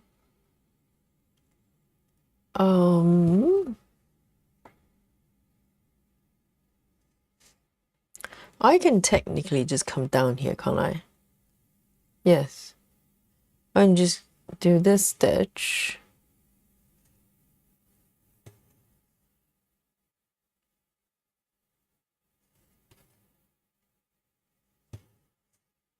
I can just do the loose stitches. I know. I'm going rogue, guys. I'm going rogue. I'm trying to figure out how to flow the stitches. Because on one hand, I want to use up my my strand as much as I can. That's kind of... but at the same time, let me see. Let me grit one more block. Yeah. 1, 2, 3, 4, 5, 6, 7, 8, 9, 10. That's okay.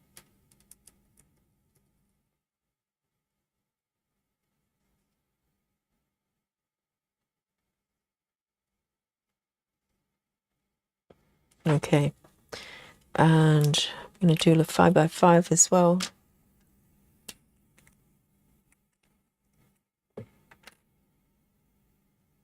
BRT says there was a huge dye lot problem. Oh, right. So problem with the threads with 1 to 35, and Hay was concerned about that.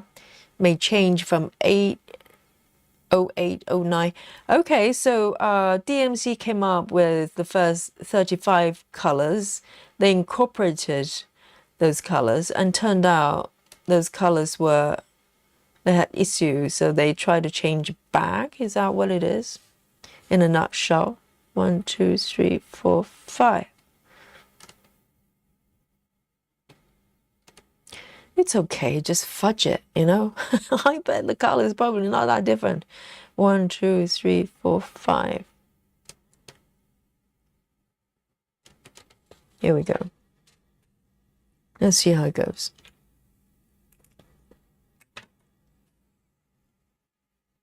So, gonna flow up.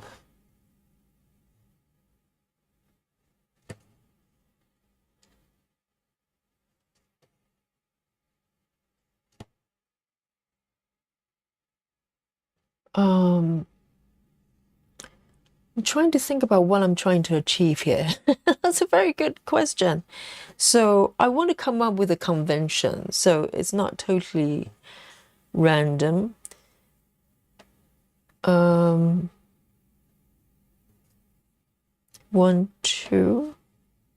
Okay, and then I'm going to do one more and pop and end the thread there.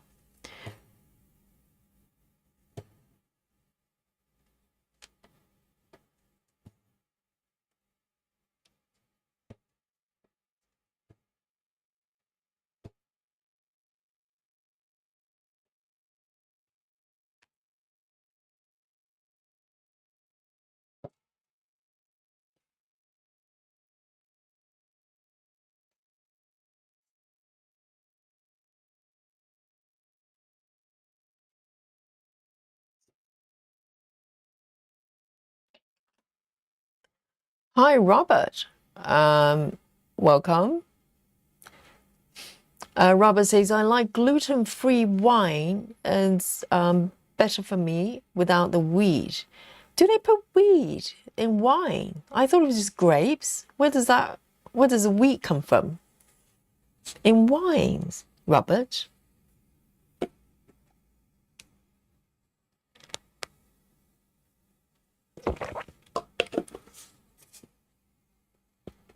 And Lynn says, Yogi, we had homemade apple and raisin wine, and my friends, Andrew, pushed me home in my friend's wheelbarrow. Never again. It was so strong. You know, home brew is most dangerous. Apple and raisin wine. I've never heard of that. So it's not, but wine is grapes already, and raisin is also grapes.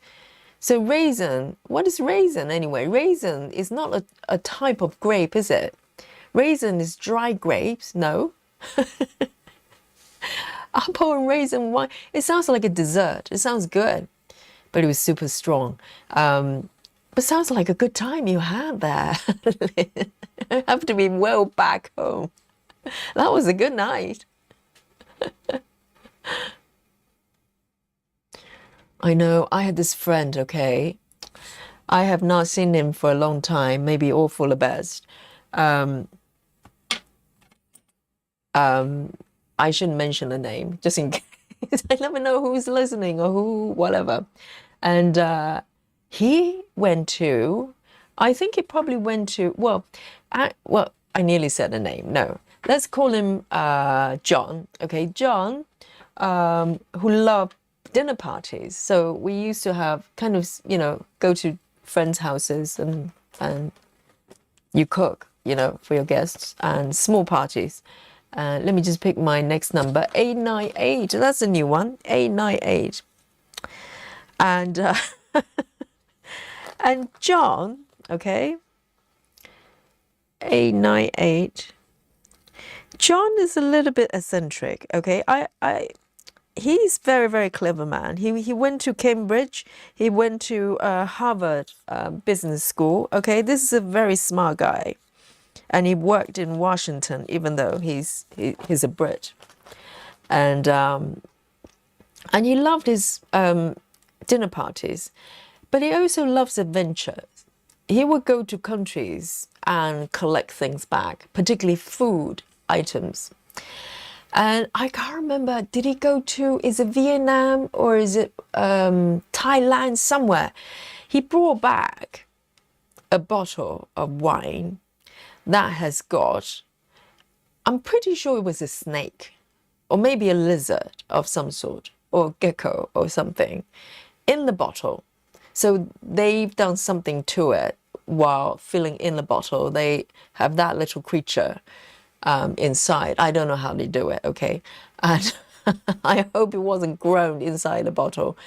But the creature was marinated with some sort of strong liqueur. I think it may be vodka or something like that.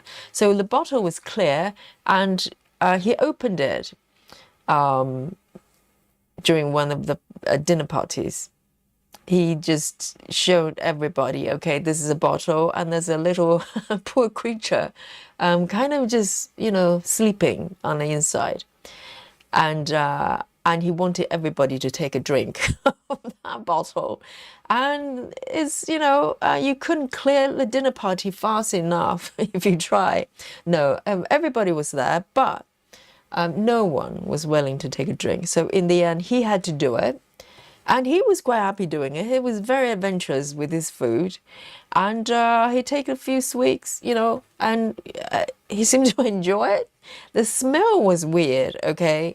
When he opened the bottle, the smell was, pretty interesting. It's a little bit like when you go to your school's lab, like some sort of strange experiment happening in the lab, and the end result of that. And so he drank it. So first time we kind of just laughed very uncomfortably, and he took a few sips. I think maybe someone else took a sip as well, but it was a freshly opened bottle, right? So at least it was freshly open. So the bottle was still clear. The liqueur looked clear. And as we went back to a few more dinner parties, he continued to bring out this bottle, which is getting cloudier and cloudier each time.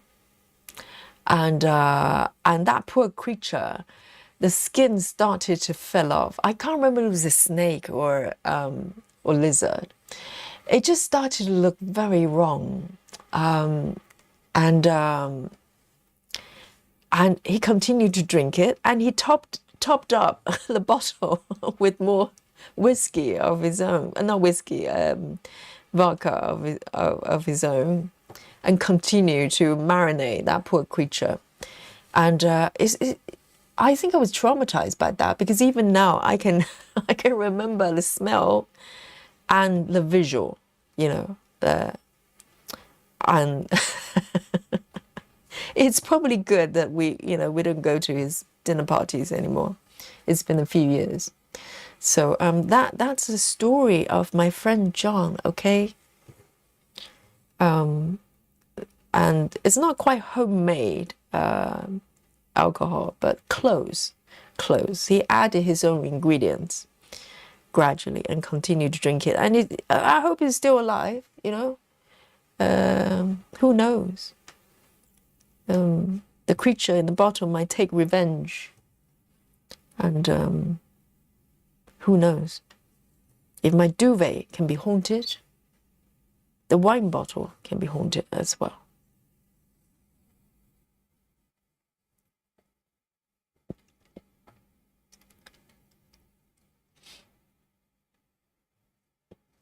Oh, Heather says tequila has worm in the bottle. Like all of them. I have had tequila before. Not all of them have a worm at the bottom, have they? Maybe some of them, the special ones. And what kind of worm is it, I wonder, and why? Why?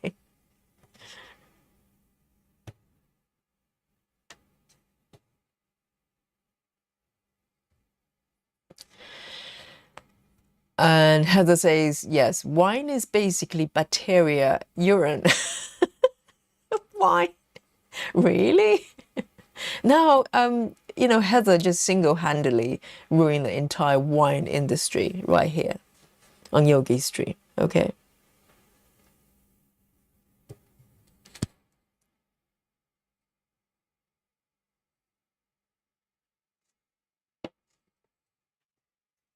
But homemade wine can be dangerous, can it not be? Because there's no hygiene check. All sorts of bacteria can go in, I presume. Not a good idea.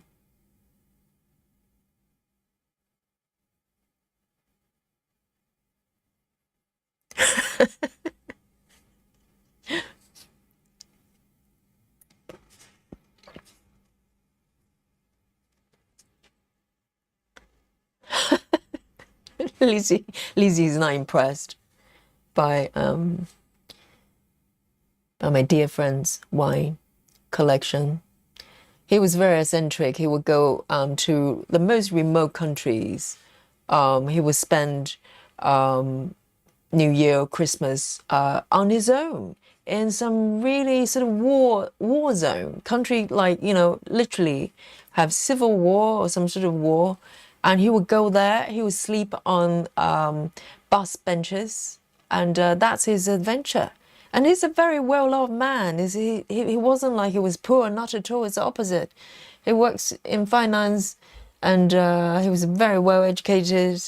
And but he just loves, going to some sort of remote mid of nowhere and see if he survives. I hope he's still around. 934.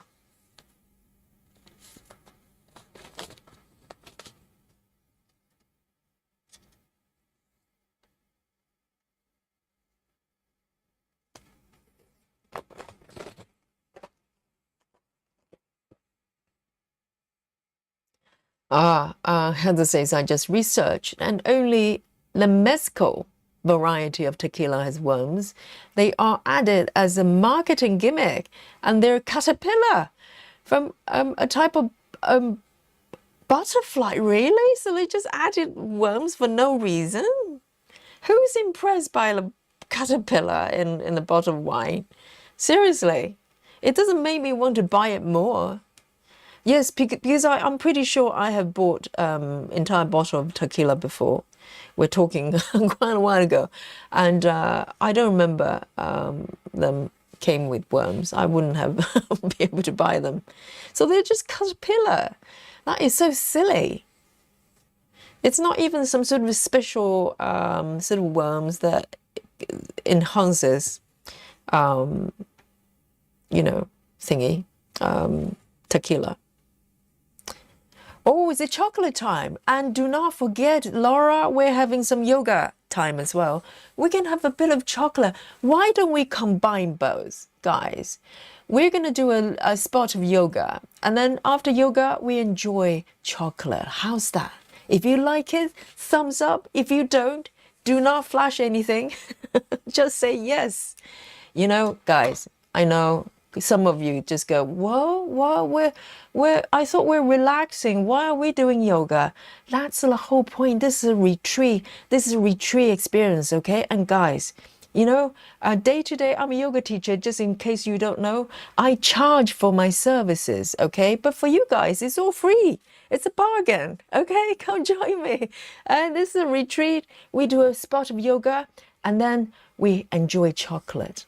It does not get better. You know, 14 count stitching or whatever count you're doing.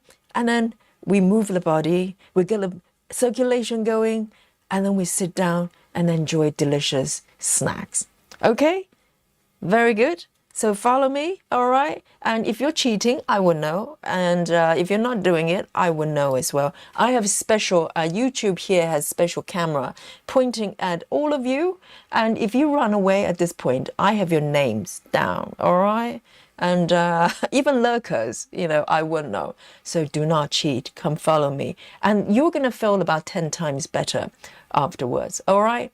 Let's go. See, I've got a screen here for you as well. I came prepared. Stretch with yogi, okay? So how do we do it?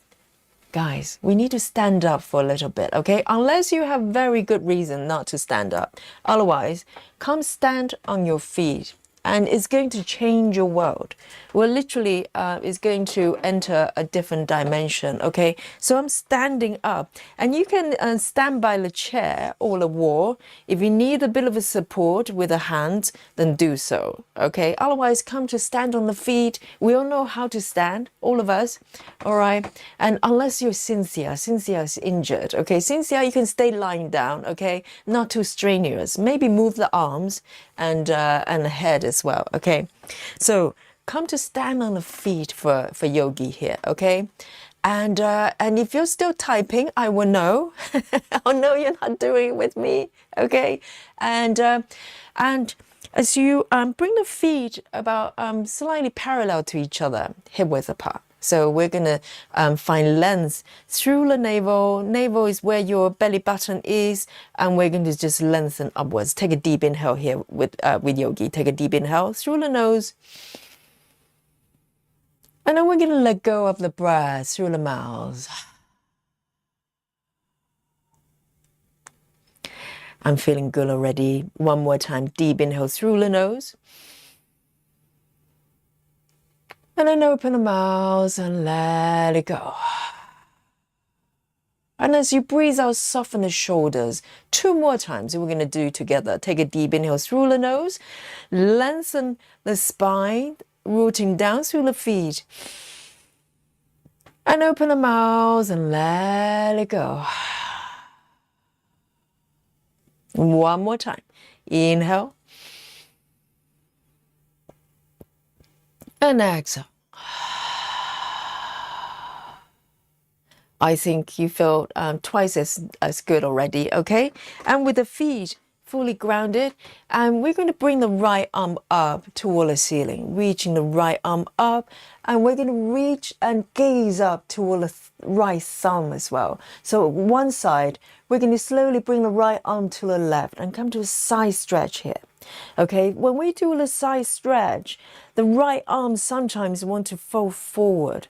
See if you can use the right ear as the guide. Bring the right ear over, right arm over the right ear and come to the side stretch and keep the face and chest facing forward in a neutral position. Can you feel the right side body stretching?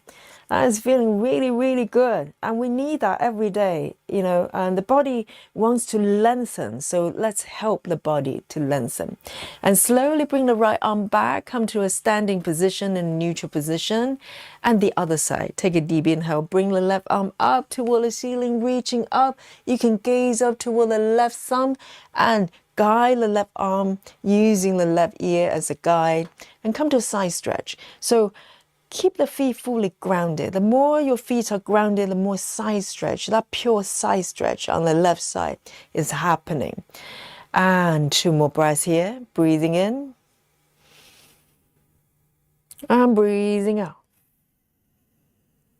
And you can switch to any breathing style that's most effortless to the body. Okay, 1 more breath.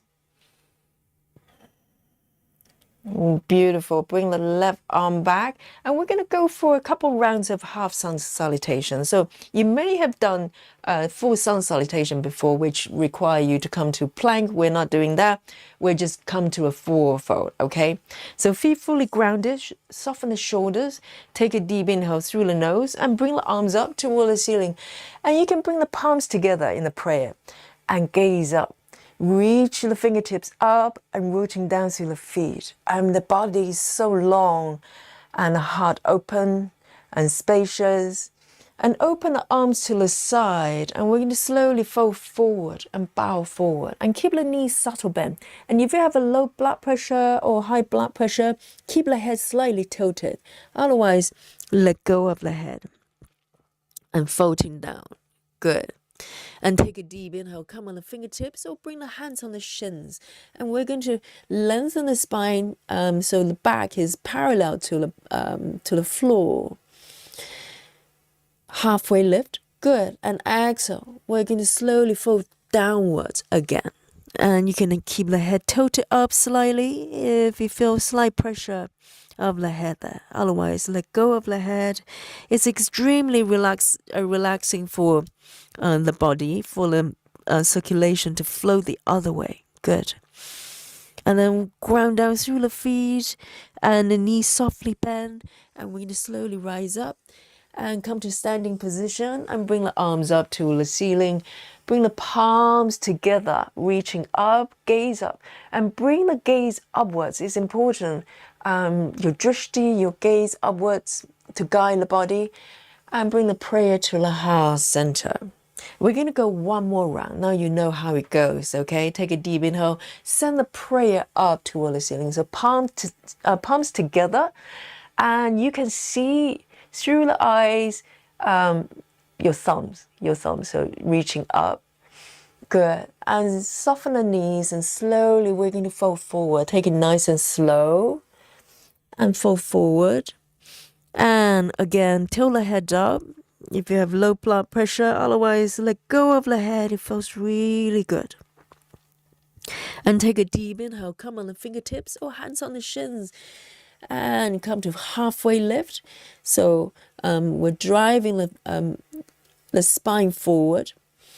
And exhale. We're going to fold 1 more time. Let it go. Let it go. You can sway from side to side as well if it feels good. Good. 1 more breath here. Oh, the spine feels so good. And round the spine and slowly rise up.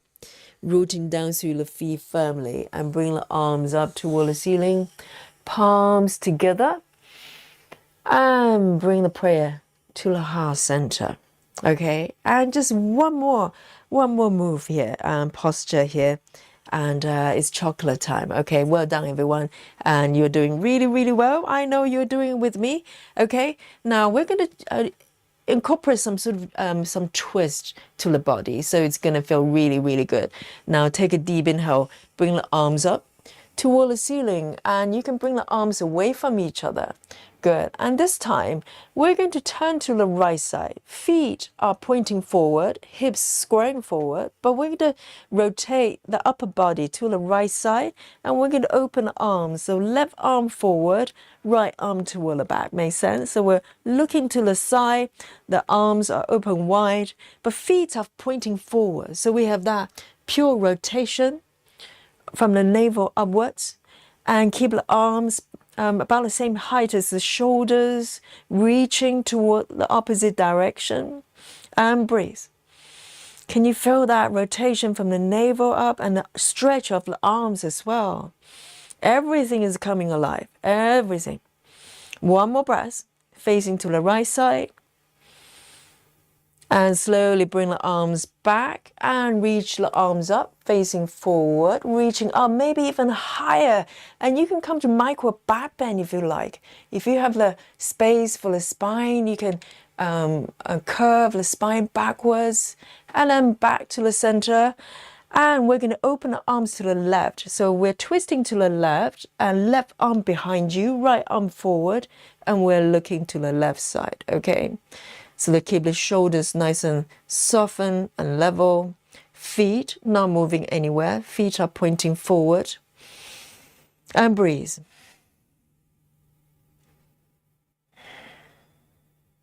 One more breath here. Good. And slowly turn forward and reach the arms up. And one last stretch, okay? You can come to micro back bend if you want. You can open the arms to the side as you gaze up.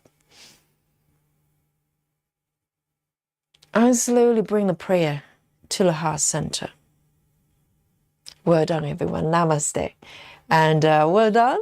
And no one is typing, only one comment there. So you are doing it. Good, good, good. And yes, can you feel the arms as well? Because we're doing a lot of extension with the arms. And also maybe the hips. We're sitting down quite a lot. And so, you know, to get the circulation going for the hips, and just by standing up, you know, the body really has to work. Every part of the body. Standing is really, really great. And also when you stand, very often keep the knees slightly soft, you know, slightly bent, because a lot of times we have locked knees, so you know, it causes injuries and stuff like that. So just keep the body soft, everything flows. Okay, well done everyone. Yeah. No cheaters. Good. Yes, making things with stream says that was so nice. Thank you. Well done. Yes. And those of you didn't do it, okay, I know. I've got a list printing out right now, being printed out. I know who you are. All right, well, I don't really, okay, I don't have the technology yet, but I will, okay. I will get you. I will get you. Michelle, you're welcome. And Sarah, you're welcome. Yes. It feels good, isn't it? Simple movements. And Janine says, I love yoga time. Janine, did you do it? Yes, I want proof. I want proof. Yes. Yes, just little things. And now we can have some chocolate, of course. We are launching into chocolate time. Yes, double relaxation. Now the blood is flowing. And now we can have some chocolate. How's that? And you get to see my stitches at this point. It's interesting, isn't it? If anybody look at this and go, what on earth is going on there? What stitching method are you doing? Exactly. So for the luxurious chocolate time, I'm going to be eating the luxurious black forest. Okay, no caterpillar involved. Okay, just cherry and chocolate. Yes. And you're welcome, Suzanne. And now chocolate. Yes, walk away. Exactly. How good is this? It's just getting better. And Making things with strings says so important to remember to move while we're focusing on stitching and can be still so for so long. Exactly, totally. And it doesn't take long. You just need a few minutes, you know, like 4 to 5 minutes. Your body, you know, you're a new person. You're a new person just by, you know, a few movements. It felt good. Yes. Cheers, everyone. Oh, it smells good already. It's cherry, blackberry. Not blackberry, black forest. Ginny says, of course. Yes, I know. Well done, darling. Well done, darling. Levdi says, that felt great. Are you going to do this every day before chocolate time? You know, for a retreat, we might. How, if you like it, thumbs up. You know, for a retreat week, we can have yoga time before chocolate. You have to earn the movements before, you have to earn the chocolate, you know. And also it feels fantastic. So if you like it, give me a thumbs up. We can have it for the entire week. Sound Stitching says it was a good combination with my 30-minute walk. Yes, definitely. Different types of activity, isn't it? And walking is great. And then stretching, you know, full body movement is fantastic. Thumbs up. Yes, good. Very good. Yes, it's retreat. It's about body and mind and everything else. And you're stitching. Ginny says lemon cookies for me. Oh, did you bake it? It's not one of those, you know, cookie exchange product.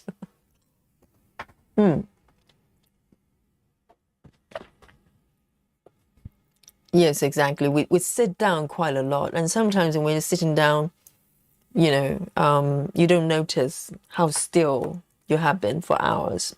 And very often, you know, until you start moving, you don't realize the body needs it. So it's, you know, just give the body opportunity to do something. It's really nice. Lynn says, Yogi Kumari said, if I watched her, she said, I can go to her gym instead of yoga. Is Kumari a personal trainer now? She transitioned into personal training. So Lynn is going to join Kumari gym. Does it involve the body or just hands?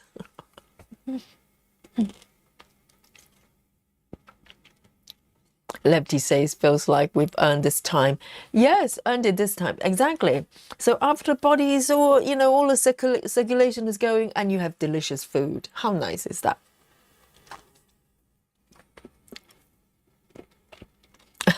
Janine is not doing cookie exchange again. We all know what happened there. Oh, it is so good. I love the cherry bits. I love the cherry bits in it. Listen to the snap.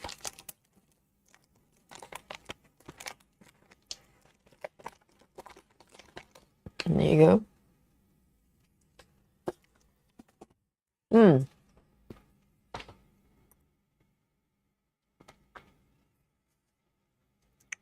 Linda says, that was wonderful. Thank you. You're welcome, Linda.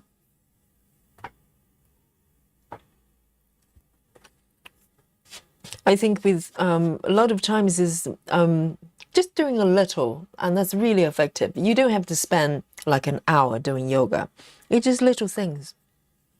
And start there. I think the more you know, get the body to do, to move, the more it wants to, you know, because it's body's nature to want good things. So if it feels good, you'll ask for more. So good.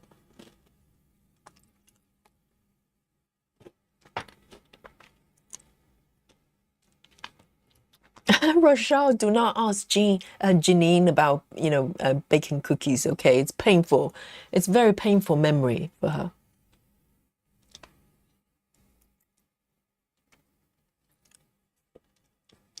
All right then.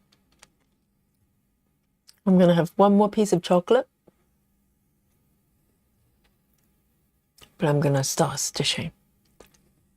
Look at this. It looks like, I don't know. I don't know what it is. But I'm not allowed to come back to this stitch until I get to the end point, wherever it is. And I have not decided how far I want to take it. So.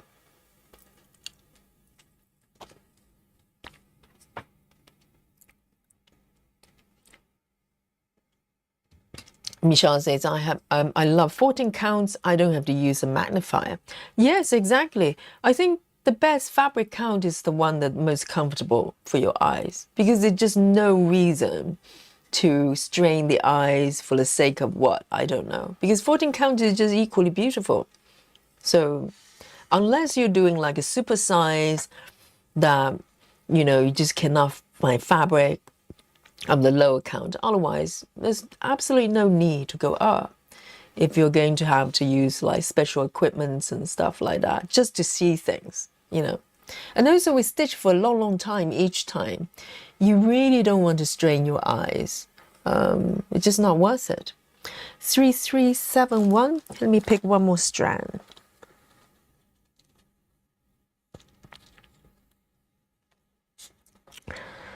Let me pick 3371 is a brown.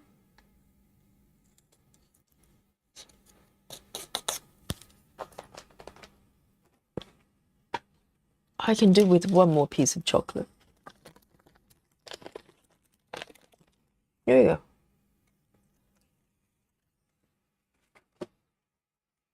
go. Painful memory. But Janine. And I remember Janine was making those cookies while we're streaming. So Janine was watching the stream and trying to bake at the same time. And I said, trying to bake, okay?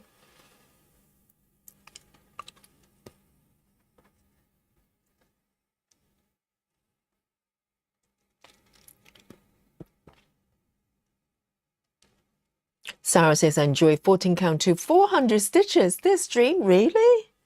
Already? I hope I've broken 40 stitches. I think I probably have. Here we go.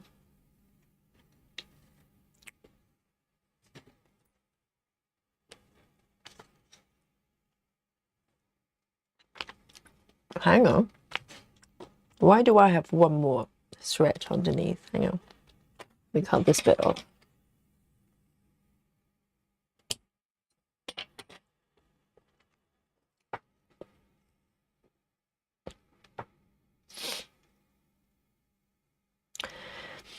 Making things with string says it looks like an upside down mountain. I know. Or some sort of, I don't know, hairstyle. Like a strange fringe. It'll be interesting to see where it goes.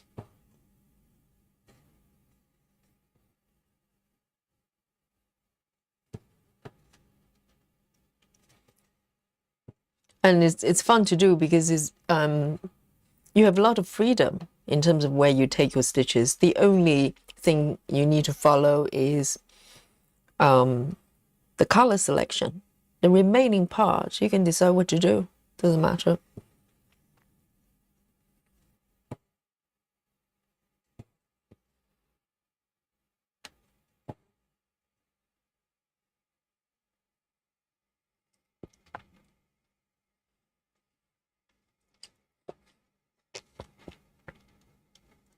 Lynn says, Yogi, you certainly know your yoga work. Whenever you do black cotton, you can see the white Ada. Yeah, a little bit. A little bit. And I actually don't mind at all. I think it's part of the look, isn't it?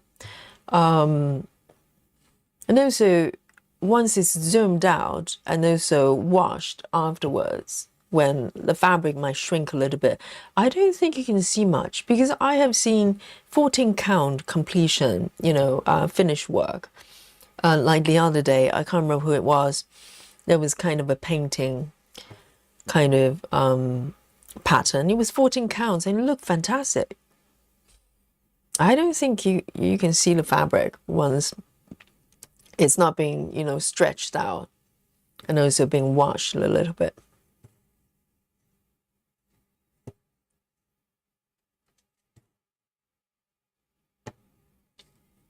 Okay.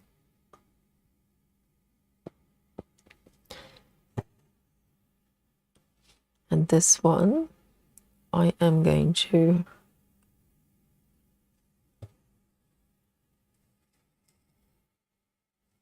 end it.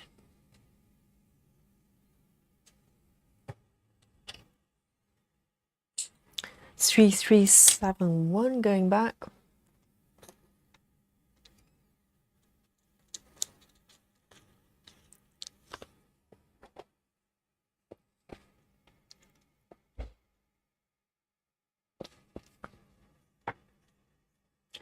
Oh, interesting. Catherine says, I would stitch to the blue branch and do that if I was stitching that.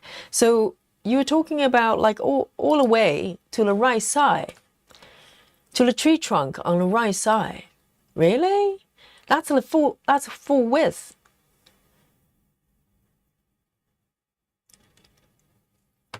That would be interesting to do, wouldn't it? Quite ambitious. So that's for 250 stitches.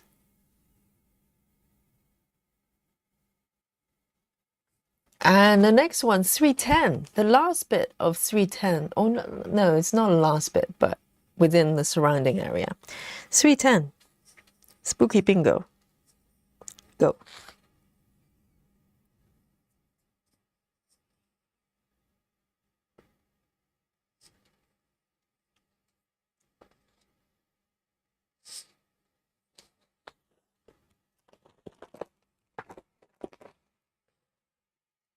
Travis is back. Did you lose? Travis, please tell me you lost. Yes.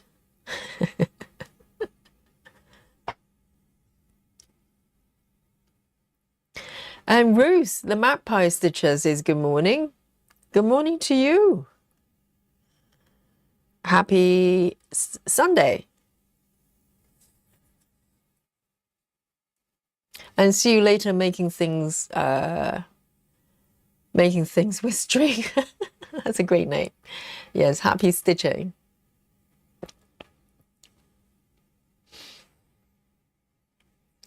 Michelle says 14 count would send the aliens further into another dimension. I know Sarah is like 400 stitches. I ask you, what is happening?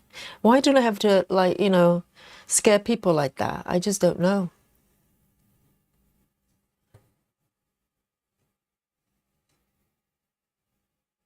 And this one, I'm going to improvise, okay? With this stitch, literally just one stitch width on the top row. The next one's 2 stitches away. Instead of ending it, I'm going to just park it. I'm going to incorporate a little bit of parking, if it makes sense, because I could end it here, but it's just hassle. Because in a bit, I'm going to come back to this stitch. So I'm going to just park it here. So it's freestyle parking. I wasn't planning to park, but it makes sense. All right, 3371 again. 3371.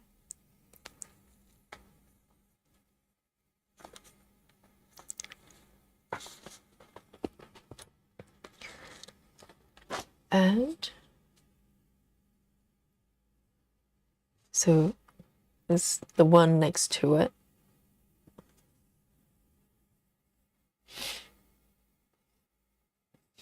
Janine says, I don't mind seeing the fabric from behind either. Me either. I think it's part of the look.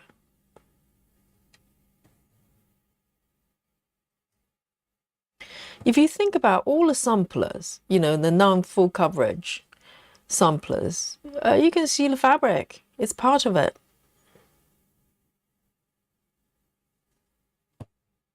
That's kind of what stitches look like.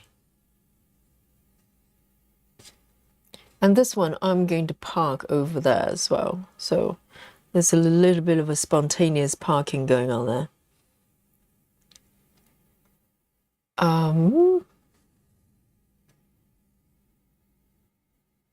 That one is done. So I'm going to just park to the top. So it saves me from having to end every single stitch.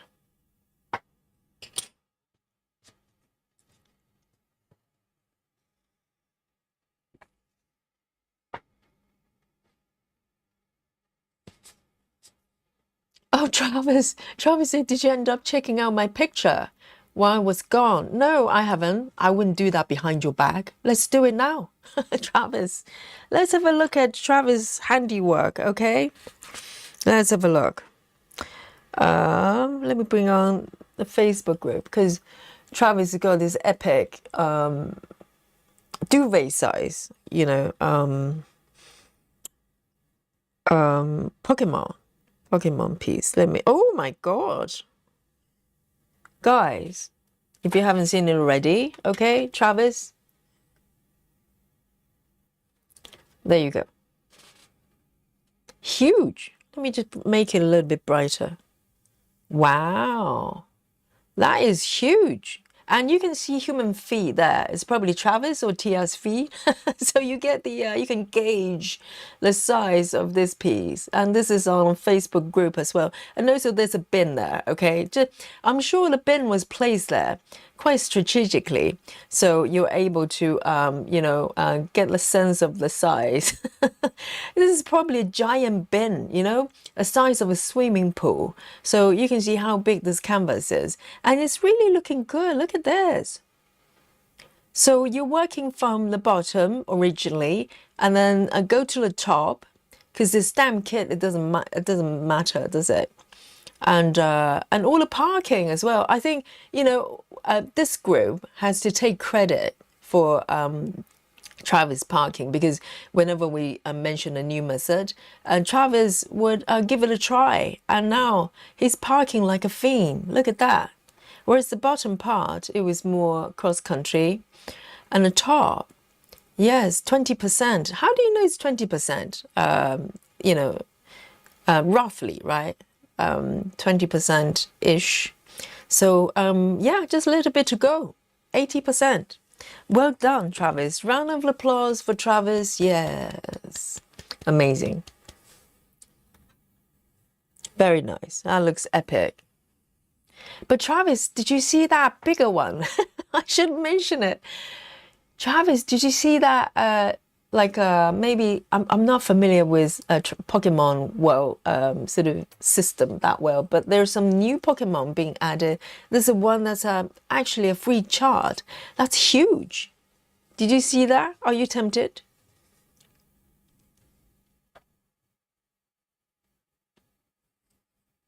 I shouldn't say that because now Travis is going. Actually, I'd like to do that one. 934. 934.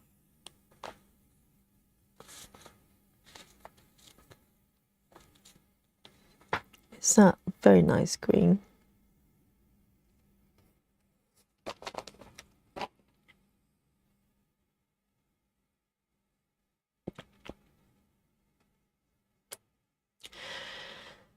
And Walkaway says, I posted my start night in a group, lots of 310s. A lot of 310, 14 count. Yes.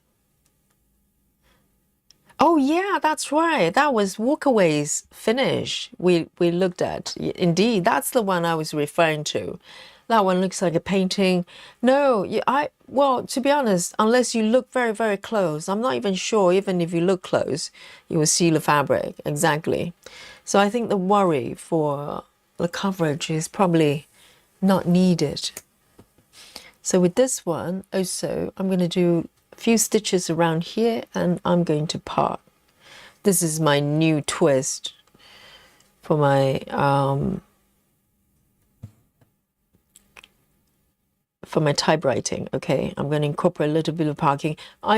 Normally I probably wouldn't because it gets in the way, but they're so close, so I felt a little bit silly. Just do one stitch and just end the thread for the sake of it.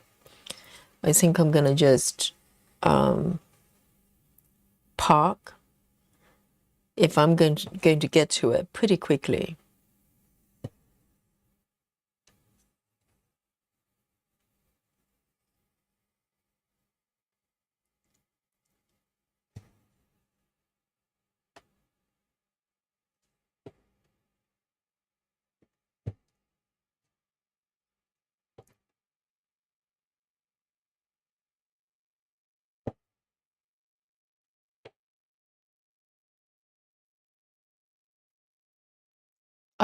Janine says, Yogi, you have one stitch on the right that's not marked in your app. Which one?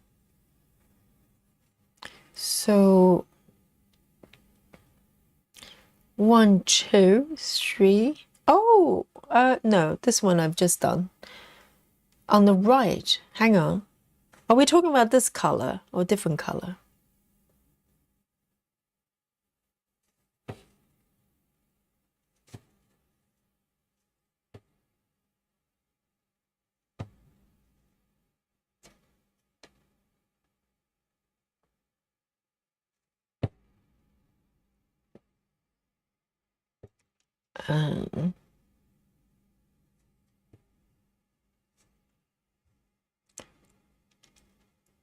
Catherine says, down to the branch where you are.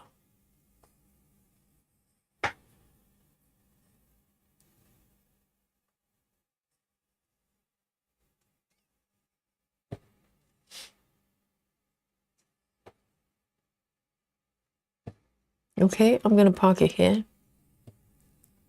Waiting for me. That makes sense.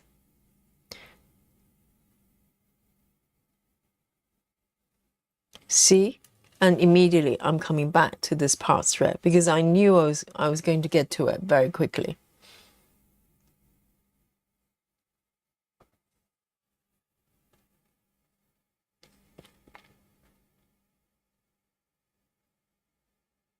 Oh, Lynn, spooky bingo. Which one? And now I'm back to 310. This is the part thread.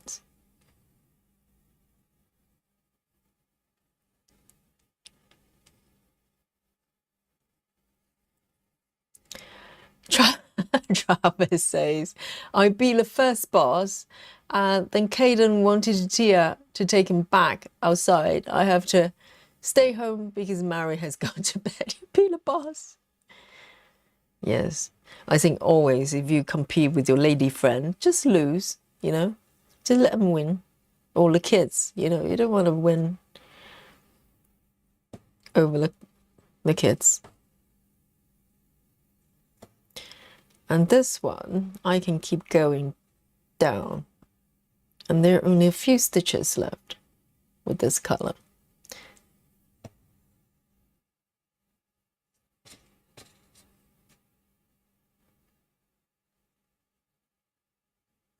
And it was a really good idea to wash this Ada because it was very, very stiff.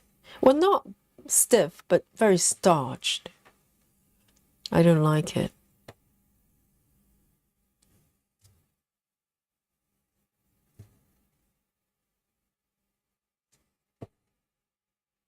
I don't know why Ada, they are so starched. Is that because they want people to be able to stitch it without using a hoop? Is that what it is? 1, 2, 3, 4, 5. Oh, let me do a little bit of gridding there. 1, 2, 3, 4, 5, 6, 7, 8, 9, 10. Whoops. Is that correct? 1, 2, 3, 4, 5, 6, 7, 8, 9, 10.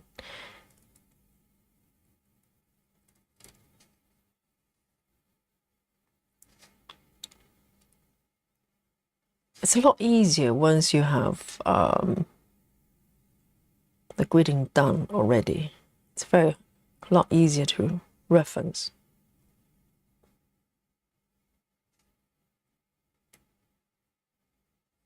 Okay.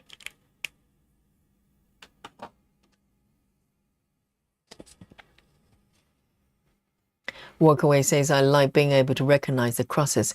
I do enjoy the look of the stitches as well. You know, with sometimes I miss it a little bit with higher count stitching. I kind of go, well, I can't really see the stitches because the idea is kind of for everything to blend into one. So it looks like a picture. But yes, I think this is why I appreciate sort of 14 counts or lower fabric counts, because you can really appreciate the shape of the stitches.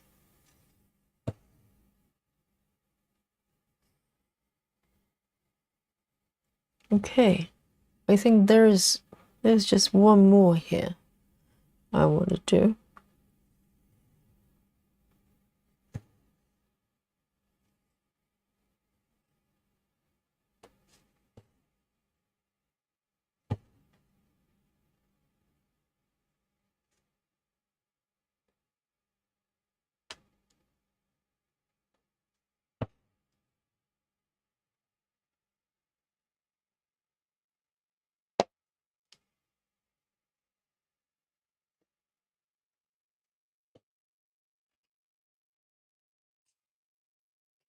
I know, Catherine. The Starry Night is really beautiful. It looks like a painting. If you don't look close, if you just, look at it as a whole, it looks like a painting. Passion for stamping. Hello. She says, Yogi, your gridding lines are perfect. Do you use a ruler? No, I just draw, just follow the line in between stitches. No, you don't need a ruler. You don't need a ruler. All right, next one. I'm moving over. I'm quite tempted. I think it's probably a little bit ambitious and probably not really practical to do, but I'm quite tempted to just go all the way to the right. I think there's going to be a lot of 310. But at some point, I probably need to have a hard stop. I don't know when yet. I'm not quite there yet. Do you think I should keep going or start to come down? So this is probably about a page wide. I don't know. Depends on what, how wide a page is.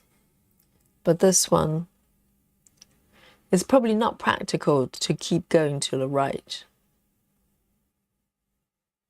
because you have to move the fabric constantly, don't you?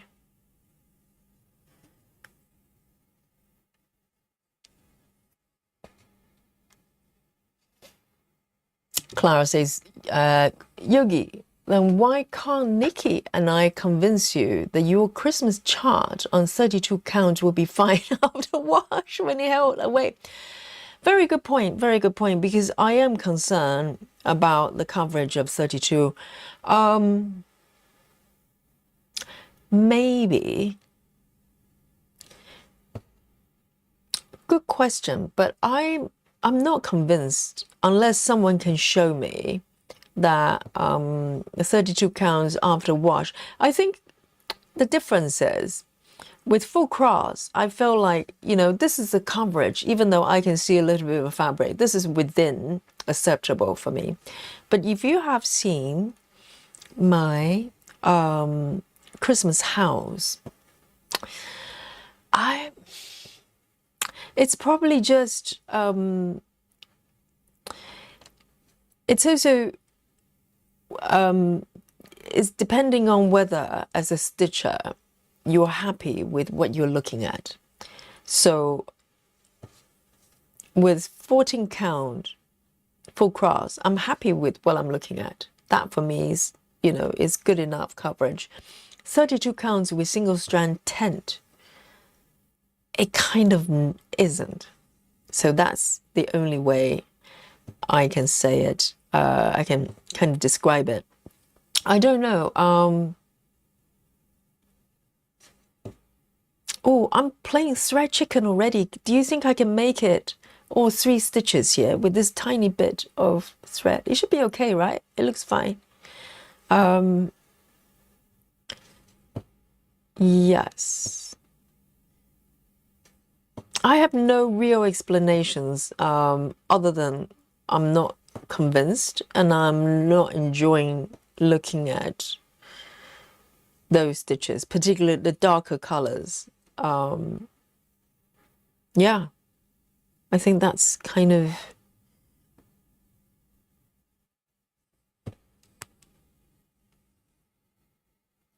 I'm just not convinced, probably because I have stitched 14 counts a lot more than 32. 32, that's the only project I've got. But you could be right, Clara. You could be totally okay. You know, once it's washed, it could be okay.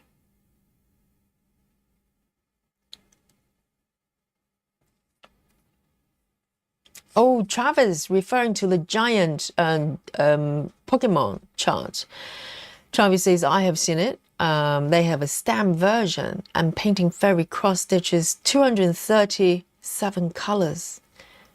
Wow. Yes, but there's a free chart there. I think someone from our group is doing it. And it's huge. I was surprised the chart was free. Why is it free? Who created it? And the next one, 934. Parking's working, look. Because they're really close by, I don't need to do it. Should I make this block the hard stop for my typewriting? And then we can start moving down, right? This is kind of a good width to work with. 1, 2, 3, 4, 5. 5 is kind of not quite a page. Depends on, I think, heaven and earth. I don't know how many blocks a page, but it doesn't matter. It's the fact that I think this probably feels like a natural way to make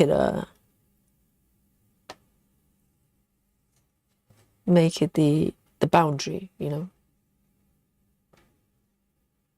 So I can start to move downwards.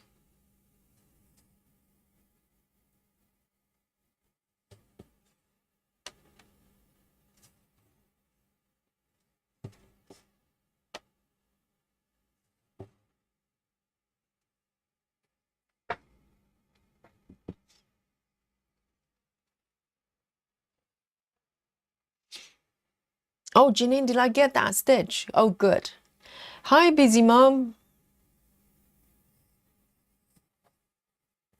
Travis says, the Pokemon I'm working on at the moment looks like it's beaten and bruised. It's supposed to be a pale pink color, but they're purple. How do they come up with so many Pokemons? I mean, surely they're going to run out of ideas. But they just keep coming up with new ones.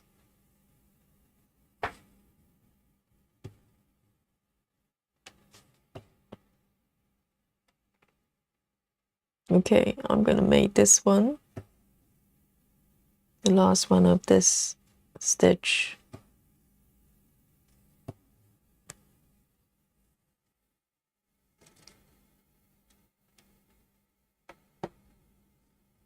See you later, Sarah.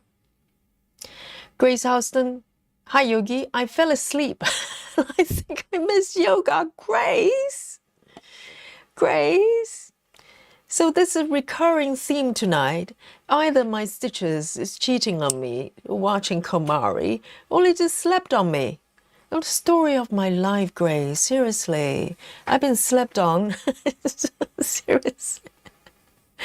And yes, we have yoga. But Grace, good news. Grace, good news. Okay, do you want to hear the good news, Grace?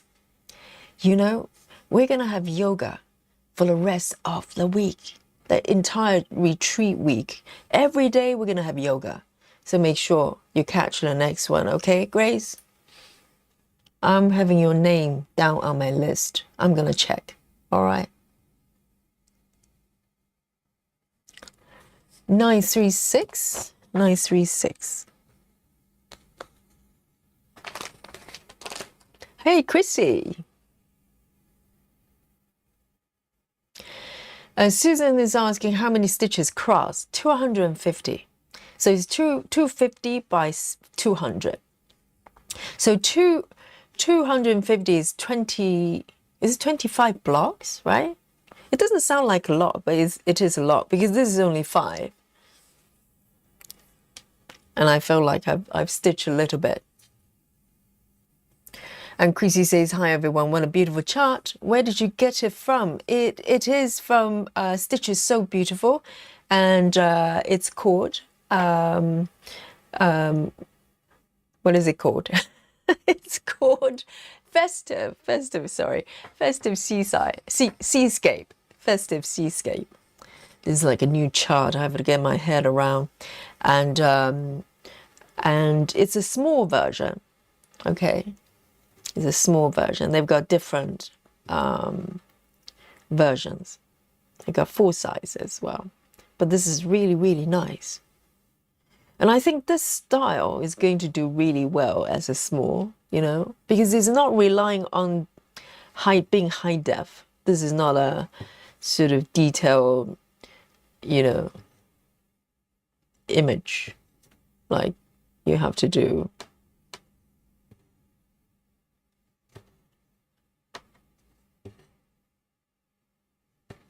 Two.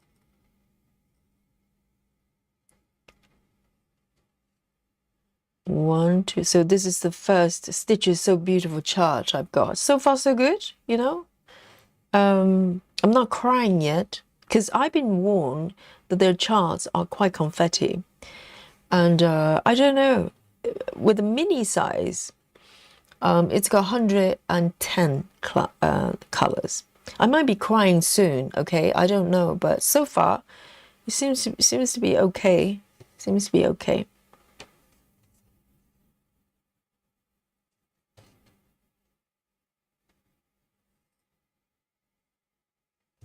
I'm going to just take care of these loose stitches here. So yes, I've decided I'm going to make this block the hard stop, and then I'm going to start to move to row 2, start picking colors there.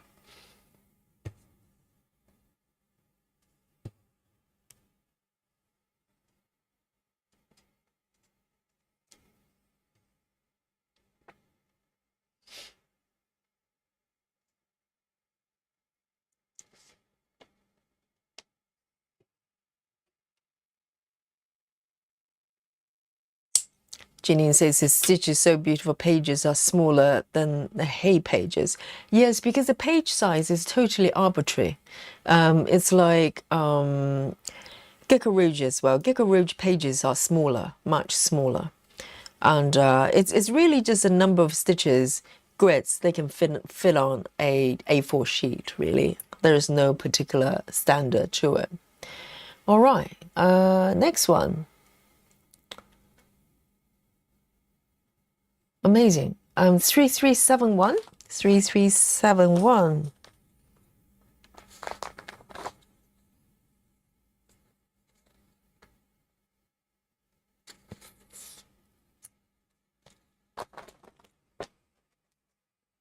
And I think, you know, when we move down to maybe second or third row, we're going to come across some oranges. I'm excited about that. I'm looking forward to some oranges and yellow.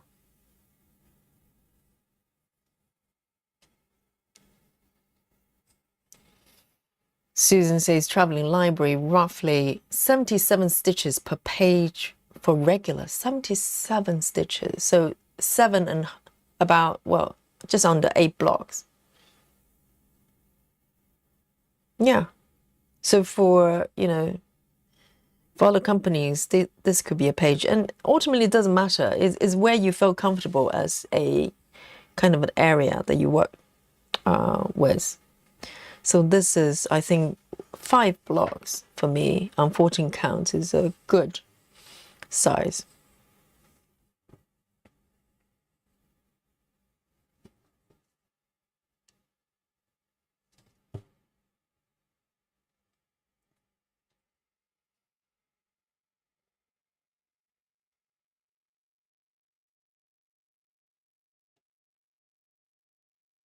So 1, 2.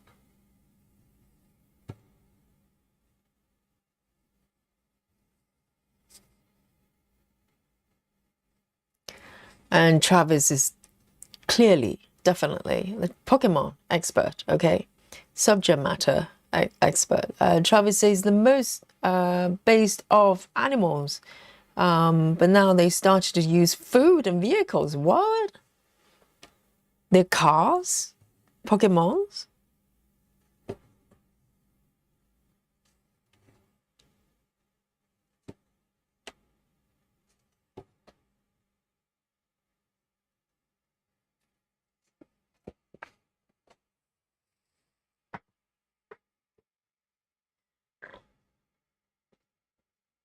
Hi, Bobbin.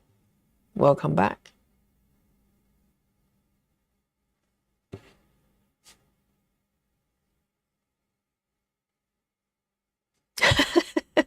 Grace.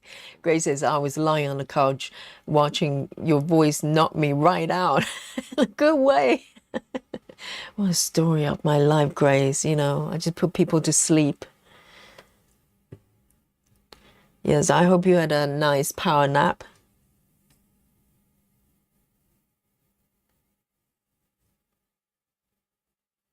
I know, I've been told that, you know, there's stitchers using the stream as a sleeping aid, okay? So, 1, 2. And I take it as a compliment, as a compliment. It's a yoga nidra, you know.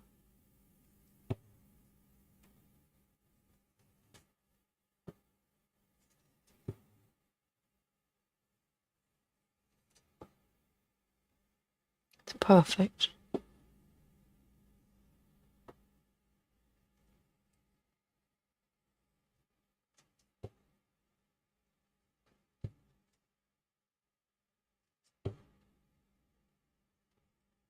I think so far it's working quite well because, you know, even though I'm doing kind of mini cross country, I have not left behind too many sort of little loose stitches here and there that I have to fill in.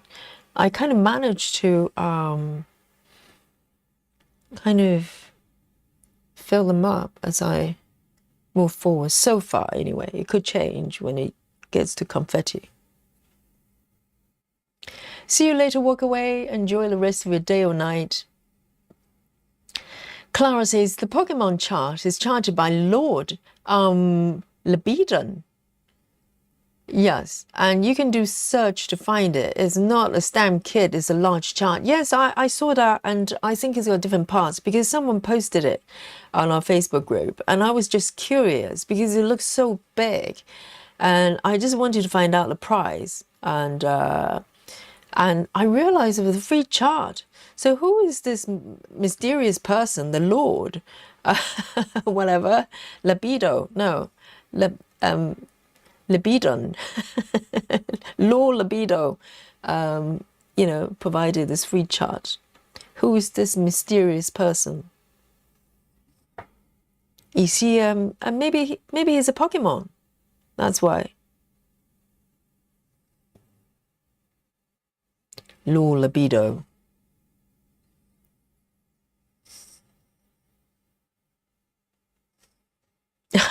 Travis, there's one based off an ice cream cone and an apple pie. Oh, I'm not sure if I like the sound of that because Pokemon is supposed to be some sort of animal-based monsters, aren't they? Cute monsters. I'm not sure about ice cream cone. What kind of creatures is that? Which part of the world do they come from? You know, which forest or jungle do they live in? Ice cream cone, Pokemon. They probably just run out of ideas. Eventually, you know, there are only so many creatures, different species in the world. They're going to run out.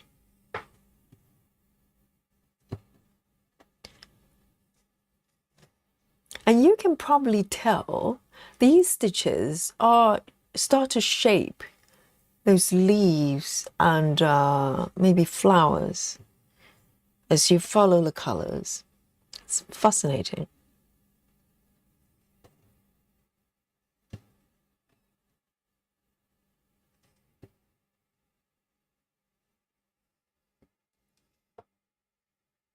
And a teacup as well. They're just pushing it too far. And I'm not sure I like it. And next, next Pokemon is going to be based on a steam iron or something like that. Oh, outrageous. Travis, as a Pokemon purist, I think you need to file some sort of a complaint.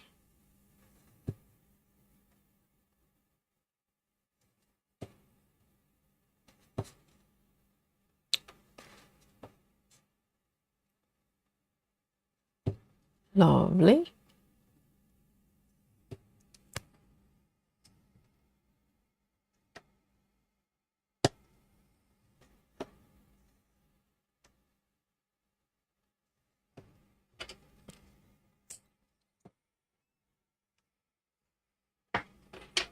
Lovely jubbly. And I've got 1, 2, 3, 4, 5 stitches to go.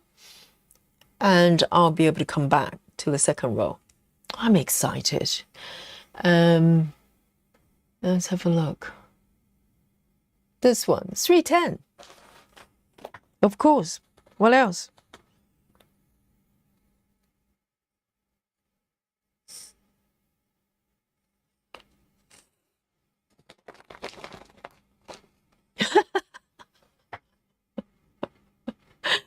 Lynn is reporting, yes, Yogi just been in our bedroom. Duvet all intact, no parts missing. Oh, congratulations, Lynn. How nice. I can't say that, I can't really say the same about my duvet. It's still being haunted. I have not found the original duvet cover, okay? We're still in the wrong dimension, I think.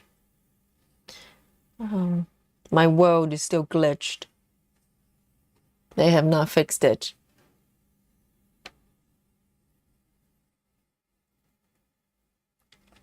Laura says, I have the first generation of the law Libidian, not libido, Pokemon chart. I think Natty is doing that one as well. Laura, who is this law Libidian person? Is it a person? Is he a dark lord? Is it he or she? It's a lord after all. I don't want to misgender the lord. Who is this person just coming up with the chart? Clearly, that's a very skilled thing to do, because the person, do you think the person did the chart or did the person do the artwork as well? Because there were a lot of Pokemons. So the Pokemons were probably designed by someone else, right? And Lord Libidian just decided to chart it, is it? Or did it come up with the artwork as well? I'm just fascinated. And why is it not, charging people for it? Clearly, he put in a lot of work. And it's a huge chart, like 6 parts or something. It's a mystery.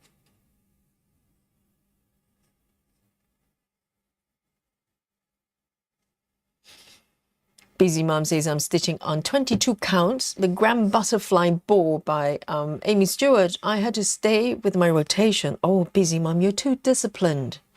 Fly free, Go rogue. Busy Mom. Fly. Like you never fly before,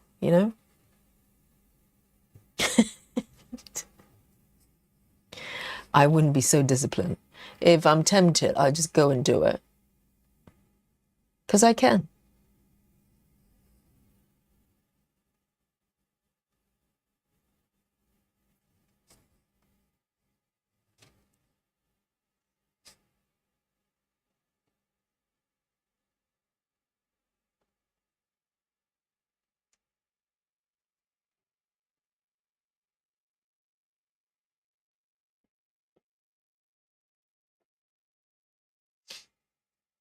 Travis says this year's the 30th anniversary of Pokemon. Really? 30th? Really?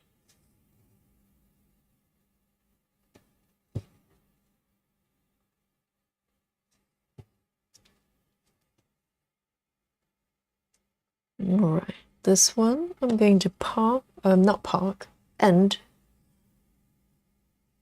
310.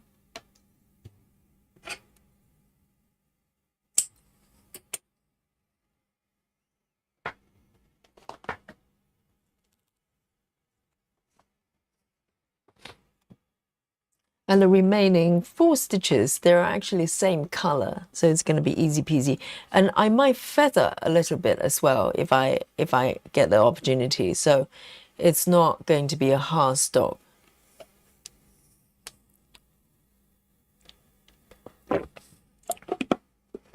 Jacqueline says I'm stitching on 28 count 2/2. Yes, 2/2 is like, is it 18 or 16? I can't count. What is the half of 28? 14, 14, of course. Oh, yes. I got my calculator out. Yes, of course it counts. Yes. You can do 1/2. That counts. And are you stitching on even weave or linen? Linen's slightly different game. I think linen, even on 14 count, can be, a little bit more demanding, if you're not used to it. And this one, 3371, 3371. There are quite a few stitches there. I might feather out 3371.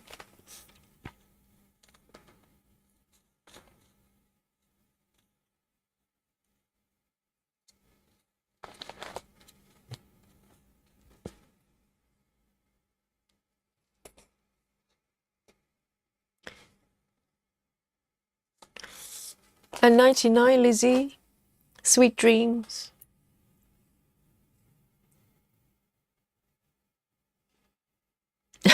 Lizzie. Lynn, our comedian. Lynn says, Yogi, I'm finding this magnifier makes me feel slightly queasy. Why do you need magnifier? What fabric count are you stitching?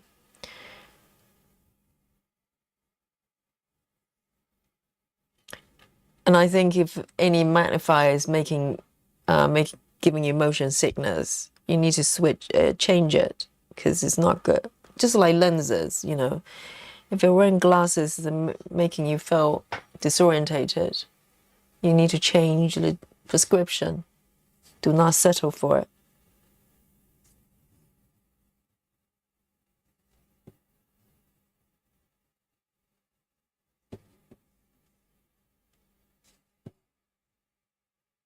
Right, I'm reaching the end of the first row.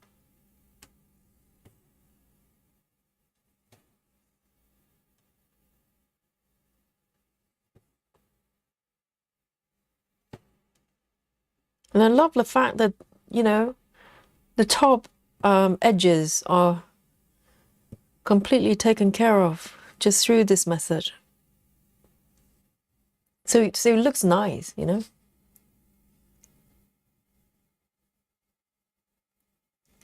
Laura says, I think Lord put together the Pokemon and charted it, really?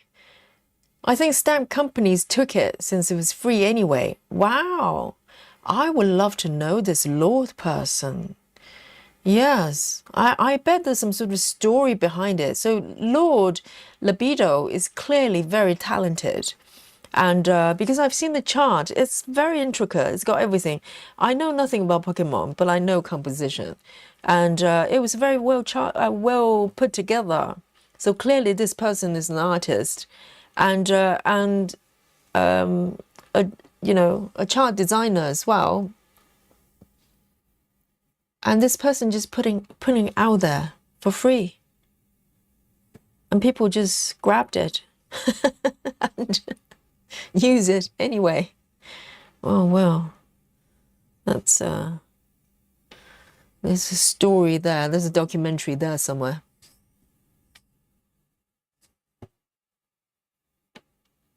So this person is an individual. Does the person do anything else? Has it? Oh, I need to know.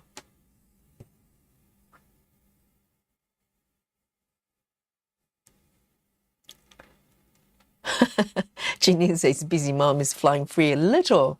22 count instead of 20. Oh, that's not flying free. That is flying high. Too high for retreat.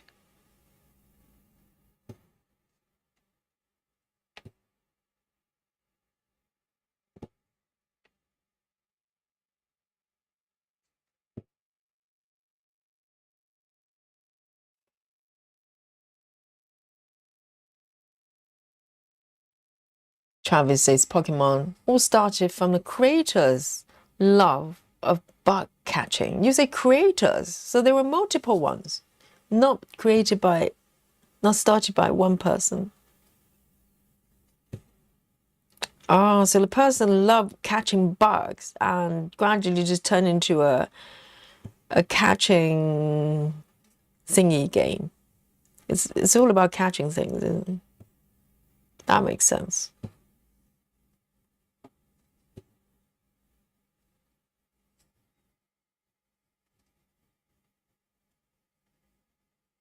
I only feather one stitch out.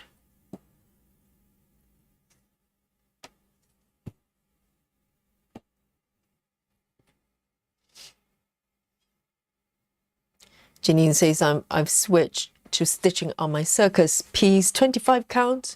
Don't tell Yogi. Okay, I didn't hear it. I just pretend I didn't hear that.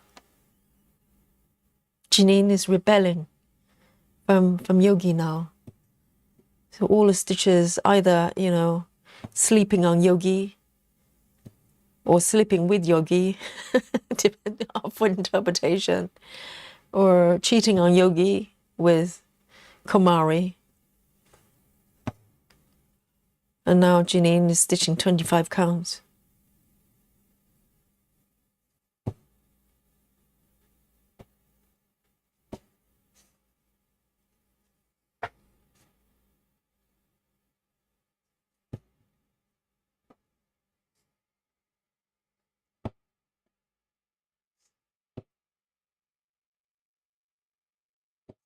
And I might be able to get away with 3 more stitches.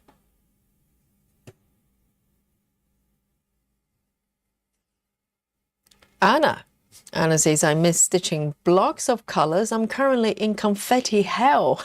Mini dry flowers. Oh, right. That's a beautiful piece, though. Yes, that piece is so beautiful, but actually more confetti than I thought. Because if you look at the dry flower, the piece, it looks quite gentle. Yes, maybe some color changes, but it's actually very confetti, even for mini. So I'm with you.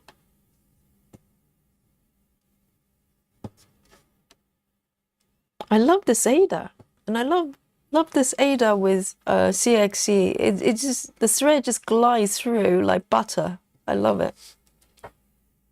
Butter stitching.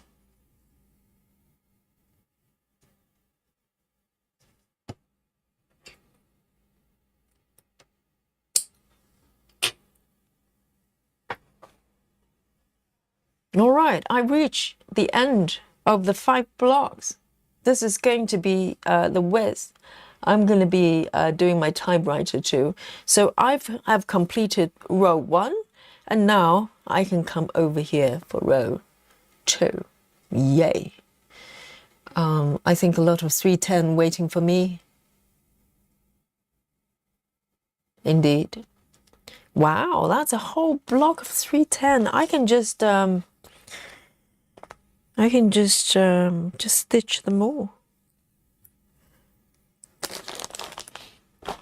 Hi, Vega. Hello, hello. Great to see you.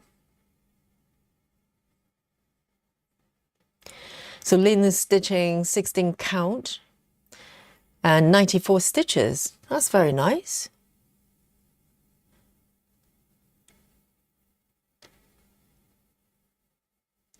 Yes, but Lynn, if the magnifier or whatever you're using is giving you problems, look into it, because it's not good if you feel queasy.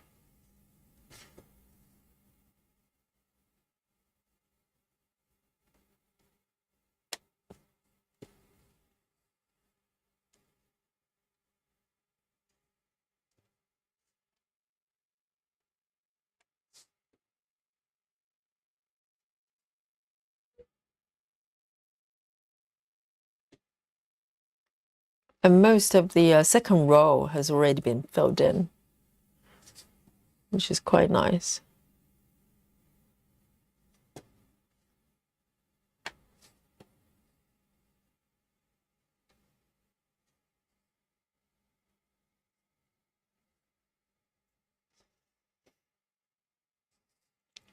And Betty Hankins says, I saw a Pokemon stamped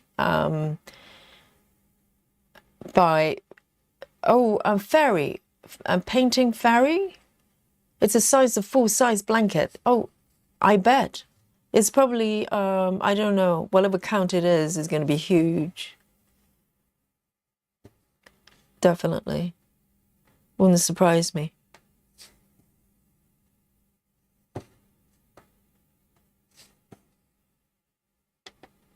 Because even just the charts on their own, there are different parts, like 6 parts or something insane like that. They're too big to put into one. And where do you find fabric to do that, though? Does that mean you have to go tiny stitches in order to do that?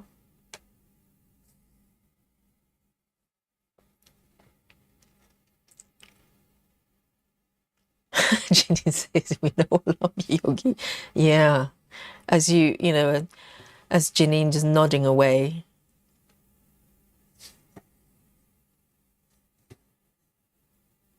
And running up the sunset, stitching 25 counts. Yeah, I believe you.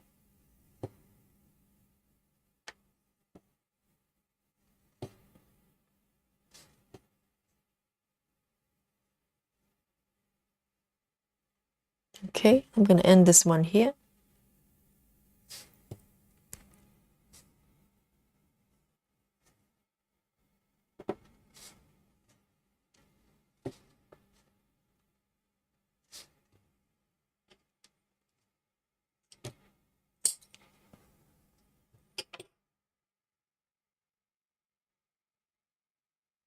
So row 2. Oh, see, there's so many sort of 310s and dark brown. This one's slightly lighter. How exciting. 780, 780. You know, if I was doing a lot of air stitching, I'm going to be so grateful just come across the 310 stitch. But see, much lighter. Look at that. Fancy.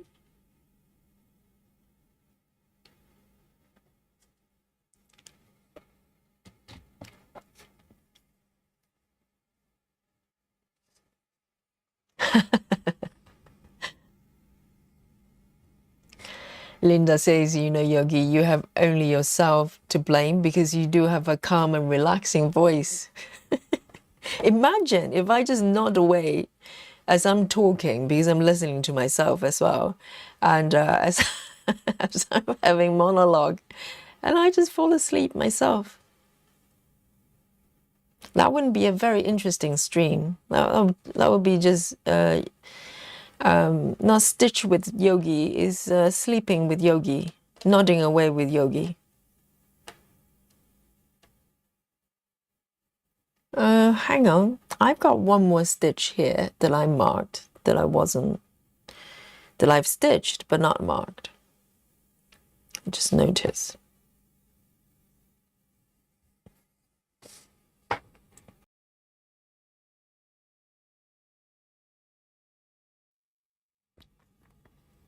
Let me have a sip of coffee.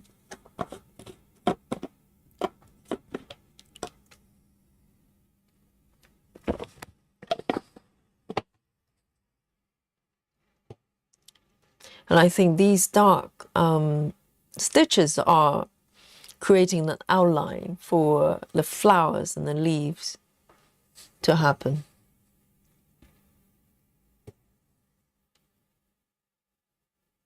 That's very exciting.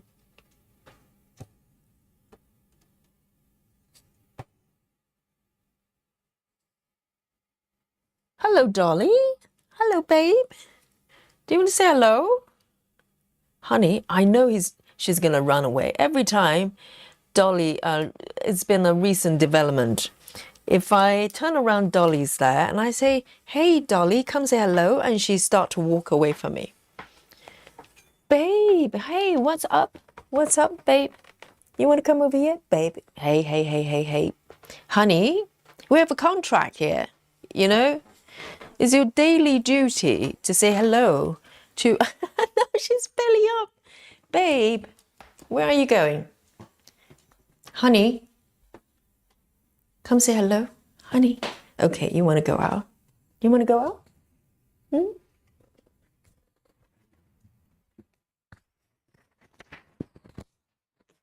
You say hello.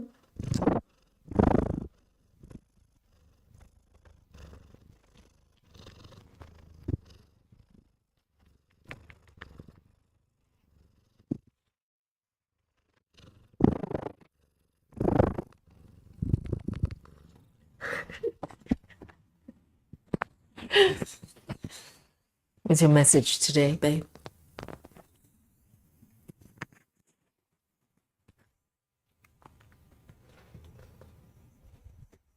Hang on. Dolly wants to go out. I know. I'll be right back. I'll just open a window for Dolly, okay?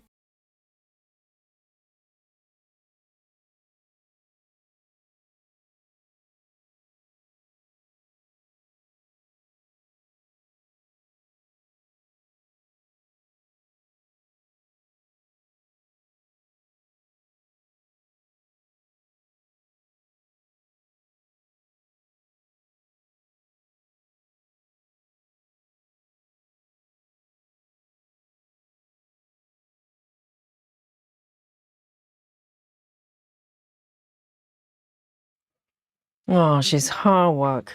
She just wanted to go out from the bay window. And off she goes.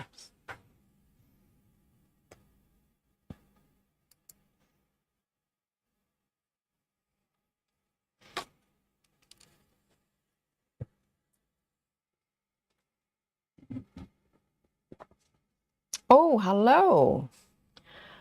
New friend, guys. Say hello. It's Inezi Venice. Somehow my algorithm brought me here and I love it. Nezzy, it's not algorithm, it's fate, okay? You're here for a reason. Join in. And yes, say hello to Nezzy. Welcome. Are you stitching today? I suppose if the algorithm found you, it's because you're looking. And a great timing as well, as Dolly was just having a little spot of purring going on there. Very short, but that counts. Oh, only 3 stitches, this one. Literally, just 3 stitches. My goodness.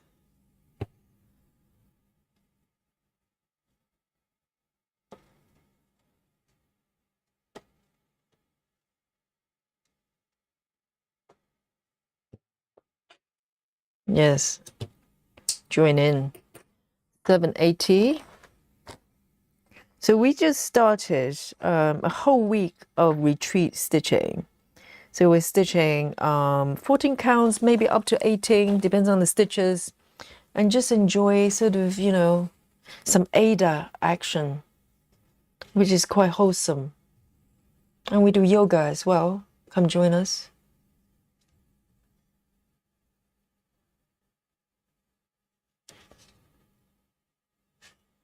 All right. Next one. I wonder what this one is. Ooh, 7A2. It's a brown as well. Very similar color. 7A2. Oh, 7A2 I don't have. Interesting. What should I do then? 7A2, do I have it? 7A2. Do I have it here?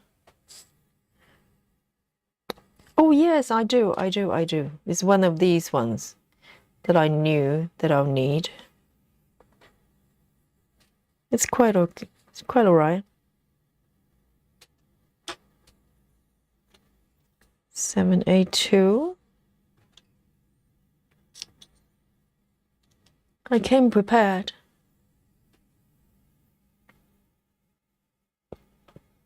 Ah, Nessie is gaming. She says I'm gaming. I just presume it's a she, okay? I'm gaming, but I love stitching and any form of craft. You're in the right place. We have many gamers as well. We talk about gaming from time to time. All the good stuff. So I'm going to take one. 782.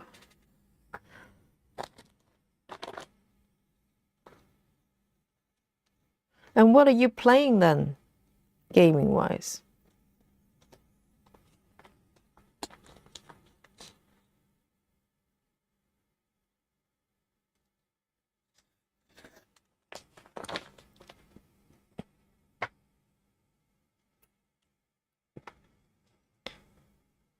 And then you say that picture is so beautiful, isn't it? It's gorgeous. It's an artwork by who's the lady? Karla Gerard. Gerard, yes, I probably butcher her name.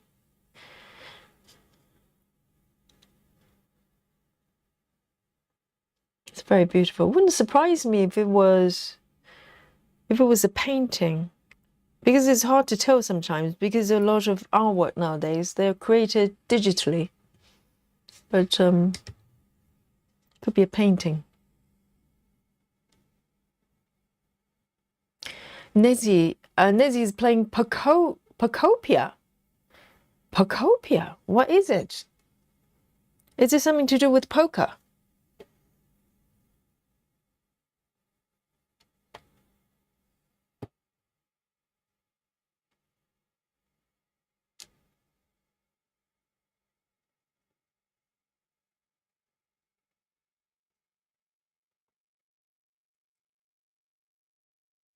Oh, really? Travis says the new Pokemon game. So it's nothing to do with poker, but with poker game. All right, there's a new one, is it? So yeah, so a Pokemon fan then. You know, meet our Travis, okay? Our Travis is a big Pokemon fan. Travis has got a huge, I need to finish your sentence quickly. Travis has got a huge Pokemon stamp kit, all right?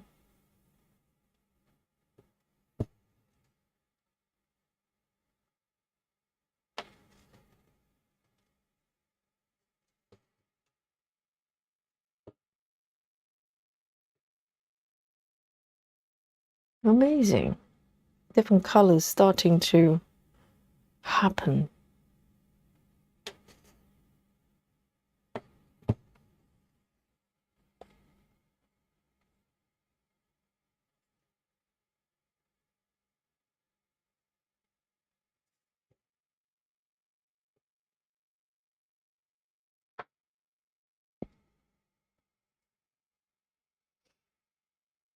And as you say, it's like Animal Crossing, but with Pokemon, really? So it's not about catching Pokemon. I like the sound of that. Animal Crossing. You know, the only thing I have, issues I have with Animal Crossing is the fact that the map stays as 2D, if you know what I mean. You can't rotate the view around, which is quite odd for games nowadays. I mean, I suppose Stardew Valley as well. It's kind of top down, not quite top down, but it's kind of 2D map. But with Animal Crossing, I just wanted to pan my camera around to the other side, but I can't, which is a little bit frustrating.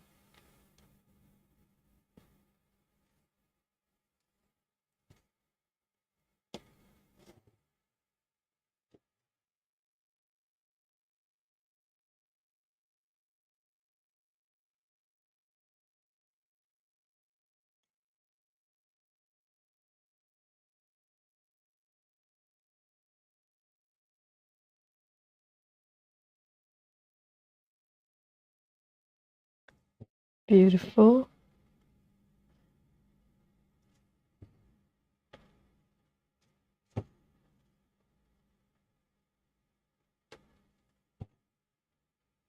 Look, I don't know what this is, but something's happening.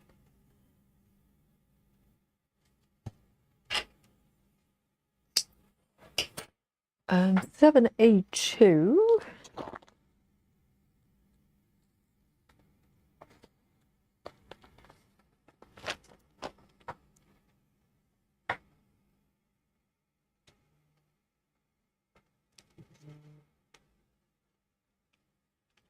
Yes, I think Animal Crossing, once you get into the house decoration, you can pan the camera around, but when you're moving on the map, you can't, which is kind of odd. There's no reason they need to do it like that. All right, next one.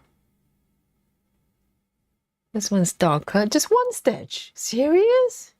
This stitch must be so important because this one literally just one stitch. And there are only 183 of this color on this chart.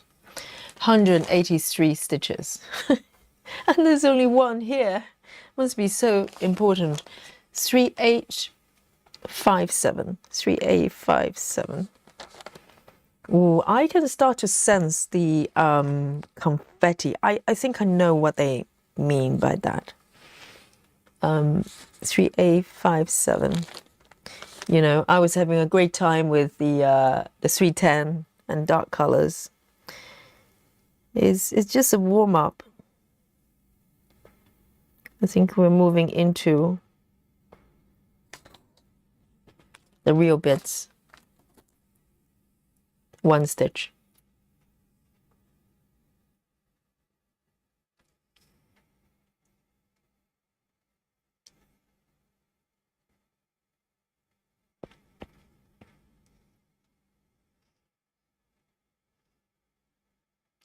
And Travis, I haven't played it yet, Yogi, but I managed to get Core Keeper for free on my PlayStation. How? Is it through the subscription, like PlayStation Plus or something?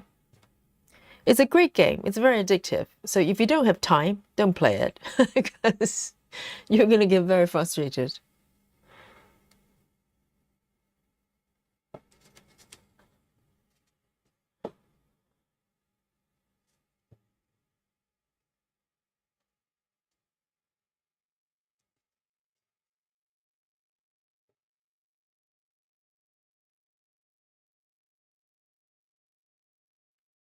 Janine says Confetti Heavy is so, a stitch is so beautiful.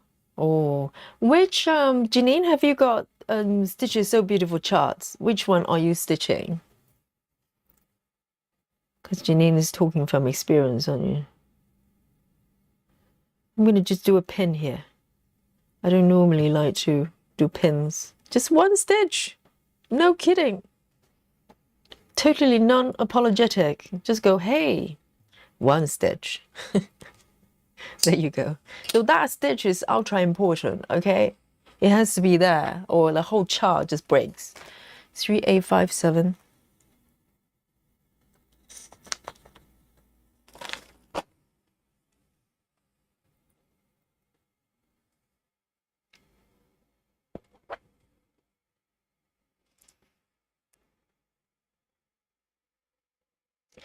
Nezzy says, I've been wanting to get back to stitches, but for me, Pacopia is the same, really. Just relaxing and decorating. Oh, do you get to decorate stuff as well? So it is a little bit like Animal Crossing. You can do both, Nezzy. Why choose? Just do both.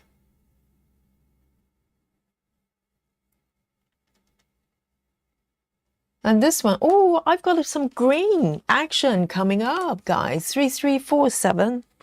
3347. It's all kicking off. 3347, which I don't have on my master set, but I think I probably have it here. 3347. Where is it? There you go. That's the color. 3347 from CXC.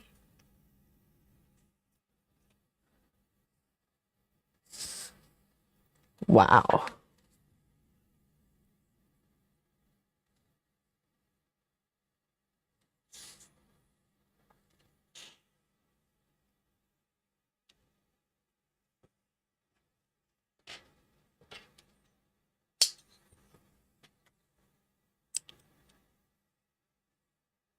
Three, three, four, seven.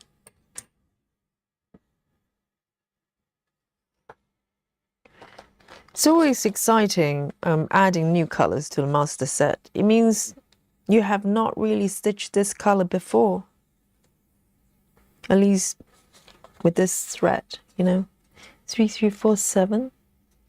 Let me take a strand. Well, at least this one has got a few stitches.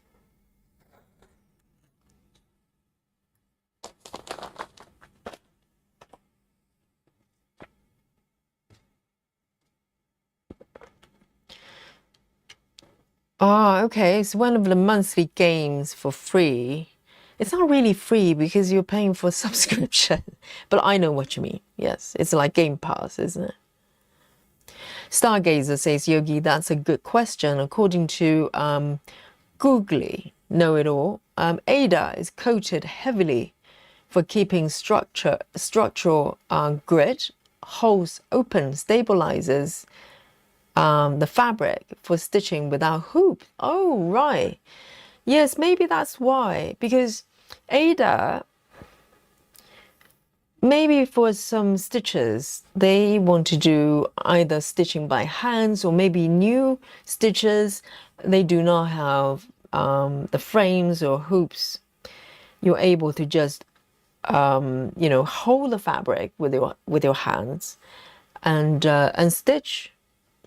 I think I may have done that in the very beginning, to be honest with you, because I didn't know, you know, the kind of options I had. It's possible. So this is regarding why Ada, the fabric, has to be so starched and so stiff.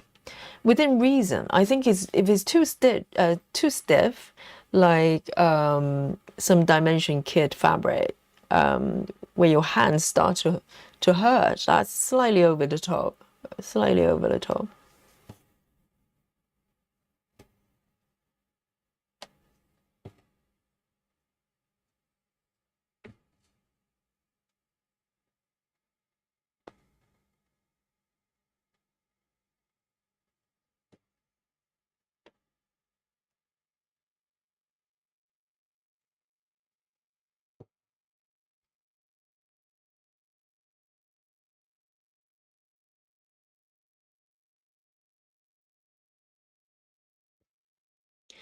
Janine says the one I'm working on is called Ellie's Smile by Anna Diaz. Okay, it's from Stitch is so beautiful.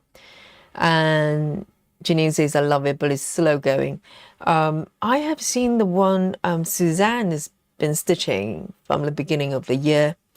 It's from Stitch is so beautiful as well. And it's a mini as well, but ooh, it looks pretty, you know, heavy duty when it comes to color changes. But I think it's probably to do with depending on the artwork as well, because hopefully this one, even though, you know, there are quite a few colors, but in terms of style, it's probably less, the colors are more bold, if you know what I mean. So maybe, I'm hoping, maybe it's a little bit easygoing, but who knows. But I think with this method I'm stitching, it seems to be okay, because I have options to either, you know, kind of travel a little bit further to do all the loose stitches or not.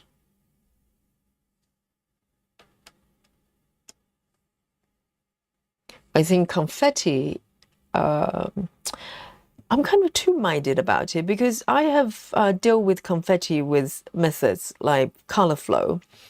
With color flow, because you can't do cross country, So you literally have to do one stitch at a time, but I actually find it quite relaxing to do. Whereas with cross country, in a way, you're able to travel further and, you know, maybe move around larger area. So it feels less confetti, if you know what I mean, because you don't have to change colors so quickly.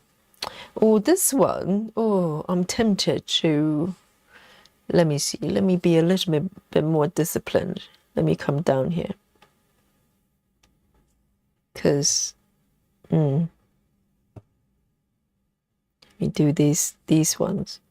There's some loose stitches kind of scattered around. If I kind of just take care of them as I move forward, I don't need to do as much, you know, later on.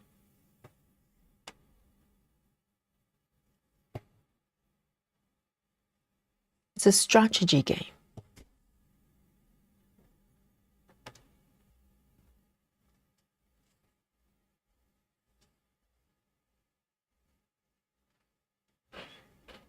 One, two, three.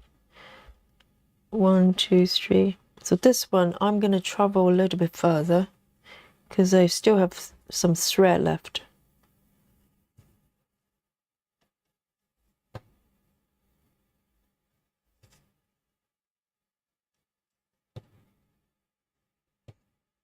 Maybe just one more. Oh, Daria.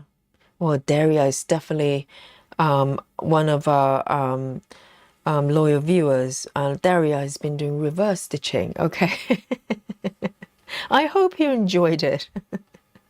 It's a great technique, isn't it? You just rewind it like a video.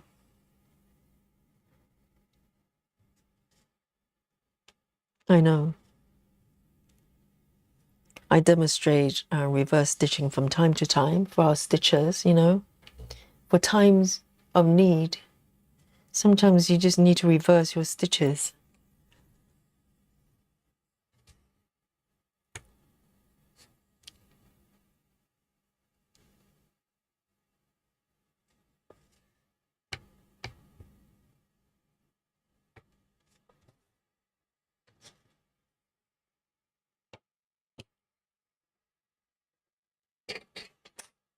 All right, so row 2, I've only got one stitch left for row 2. They're just there.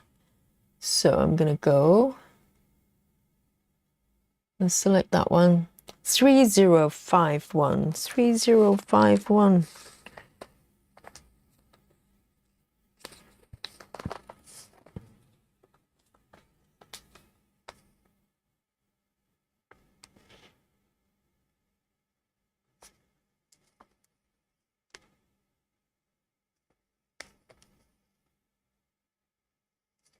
To green.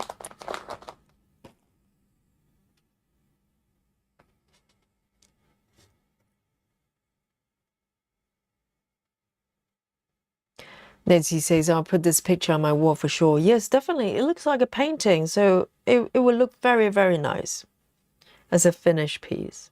And this is good because this one is a mini, so hopefully it's it's not so huge that, you know, you can still put on the wall.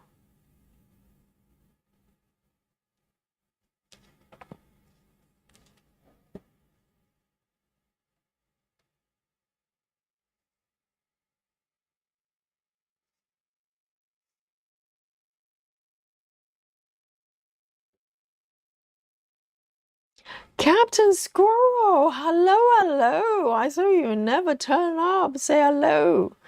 Captain Squirrel. Turtle was here, you know, all alone in her lonesome, waiting for the squirrel to arrive. Yes, Captain Squirrel, do you know that we're doing the 14 count retreat? And we did a spot of yoga as well, Captain Squirrel.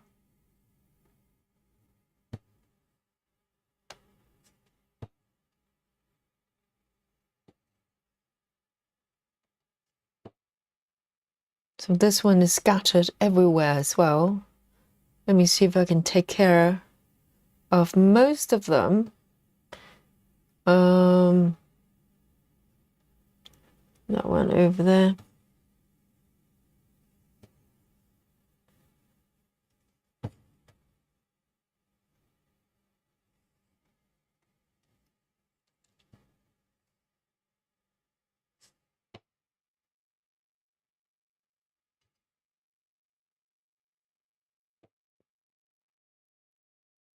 There's some green colors appeared. And it's kind of quite nice. I think the great thing why people enjoy typewriting is that it takes the pressure or the thinking away in terms of even if you do sort of, you know, cross country freely, you kind of have to pick the next color. And it's a selection process, sometimes can be quite taxing. So I think that's why people enjoy allowing a different, you know, something else to pick for you. Just like stitchers, they like to use different methods to pick their own whips. You know, what do I stitch today? Do I have to think about it? Let something else decide for me. And I think that this is why people enjoy typewriting, because you don't have to think about where do I go next. The pattern decides for you. So there's an element of, you know, surprise as well. You kind of want to know what the next color is.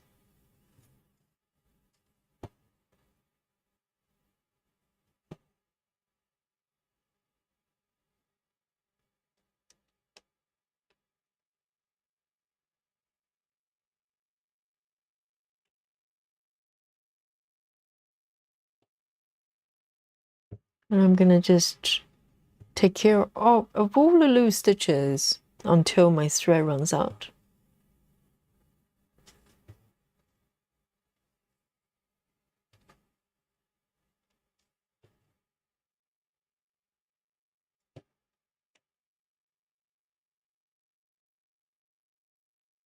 Okay, maybe, okay, I'm gonna end it here.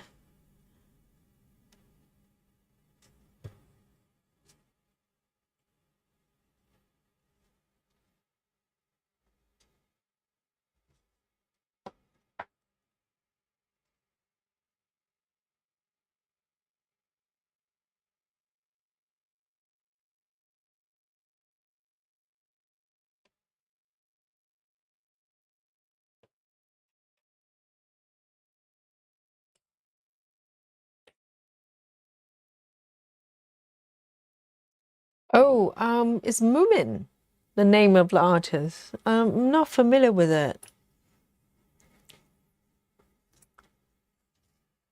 Right, so it's 27 past midnight, okay, in London. I'm gonna just pick one more color. And so I have completed 2 rows already. So I'm coming down to find the 3rd row, which is under the first stitch on the 3rd row is here. So I'm going to find out what color is it going to be and how many stitches I get to do. Whoops.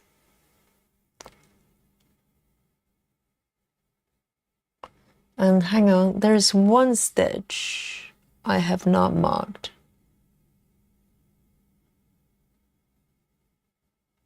Let me just do that first. Okay. And this one, oh dear, I only have 2 left with this color. So if I follow the order, the next stitch will be this one, and this is 976, and there are literally only 2 stitches. So these 2 will be my last ones, okay? 976.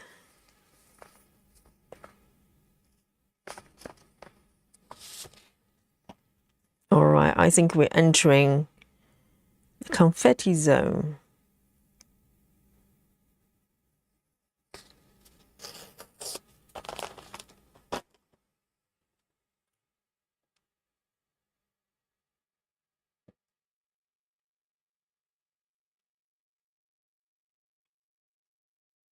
to the final 2 stitches.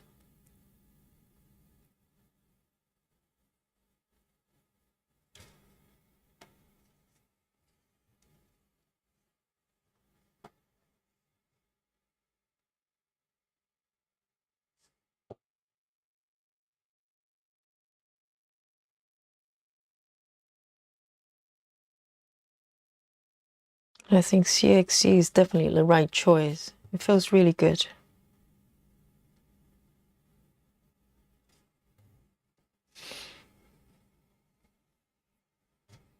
Laura says there's a lady who does Stitch with Me. It's called Jalakasi. She's also doing a Karla, Gerard, but she must have a kit because she does a lot of block stitching.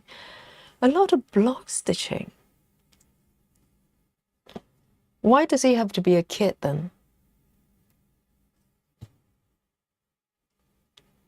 But it wouldn't surprise me if there were stitching kit of these patterns.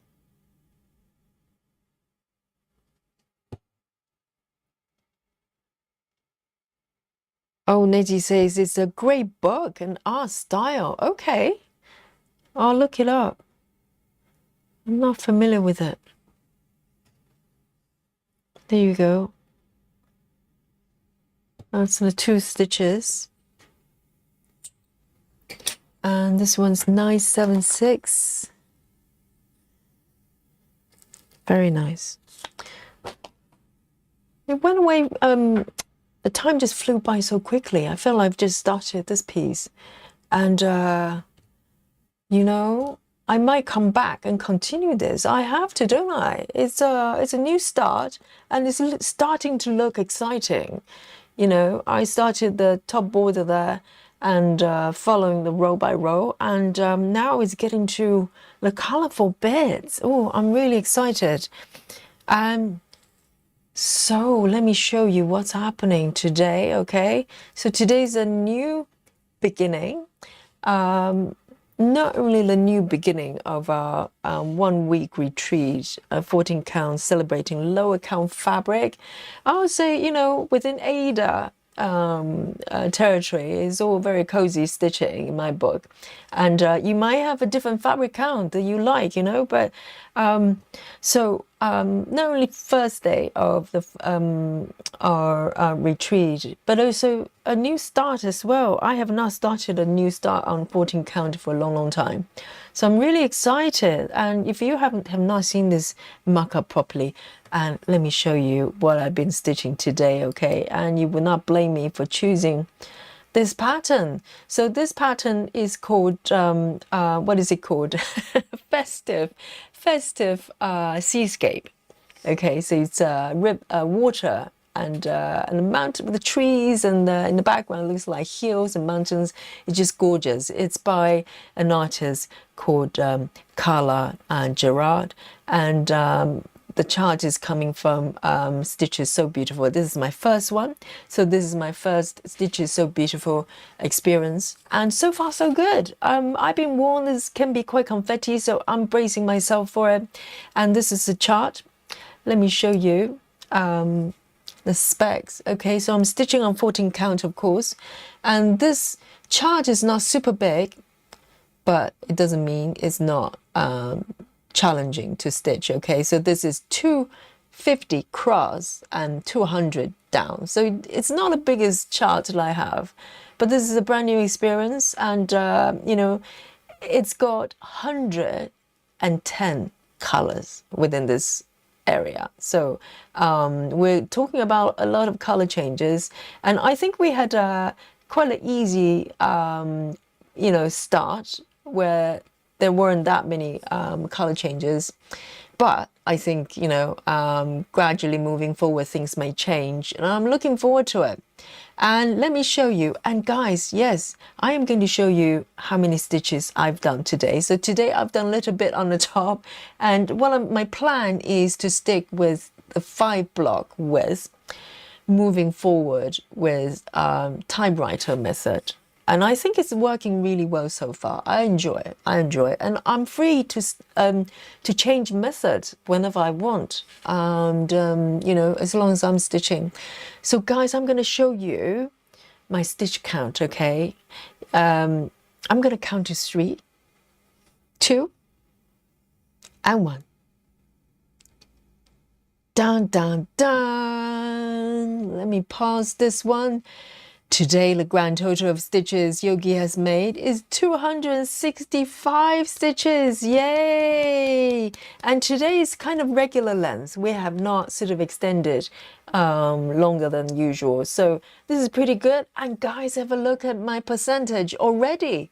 I'm 0.5%, you know, with my supersize, you know, sleep time. It's taken me like, you know, 3 months to reach like 0.7 percentage. And today, lo and behold, 0.5. So I'm very pleased with that. But look at the number of colors, 110 is it's not kidding, this pattern, okay? So, but I'm really excited, and it's just such a beautiful piece. You know, once it's stitched up, completed in about 70 years' time, I'm gonna have a picture, you know, a beautiful picture that I can hang on the wall. And you know, this one I'll definitely frame. I think this one is definitely a great candidate to go on the wall. And so I hope you enjoy the first day of our retreat here, okay? We have the remaining week until the next Saturday to enjoy this relaxing stitching. And it's not about stitch count, it's about the enjoyment, and there's no need to go up whatever, you know, fabric count, straining the eyes. Just stick with the fabric count that you feel happy and comfortable with, and that's all it counts. And tomorrow we're coming back. I think I'm going to come back to this this piece, and you know, I'm going to you know, move into more colorful bits. I'm really excited. So from here, 36 minutes past a sleepy London town, or maybe haunted as well. Yogi signing out, and I hope you enjoy the rest of the day or night. And we're coming back tomorrow, okay? Sunday, cozy stitching, and we're going to do a spot of yoga. We're going to do it every day for the remaining week. And until then, night-night, guys. Give me some dolly love, 99, and I'll see you tomorrow. Bye-bye. Bye-bye. Love you all.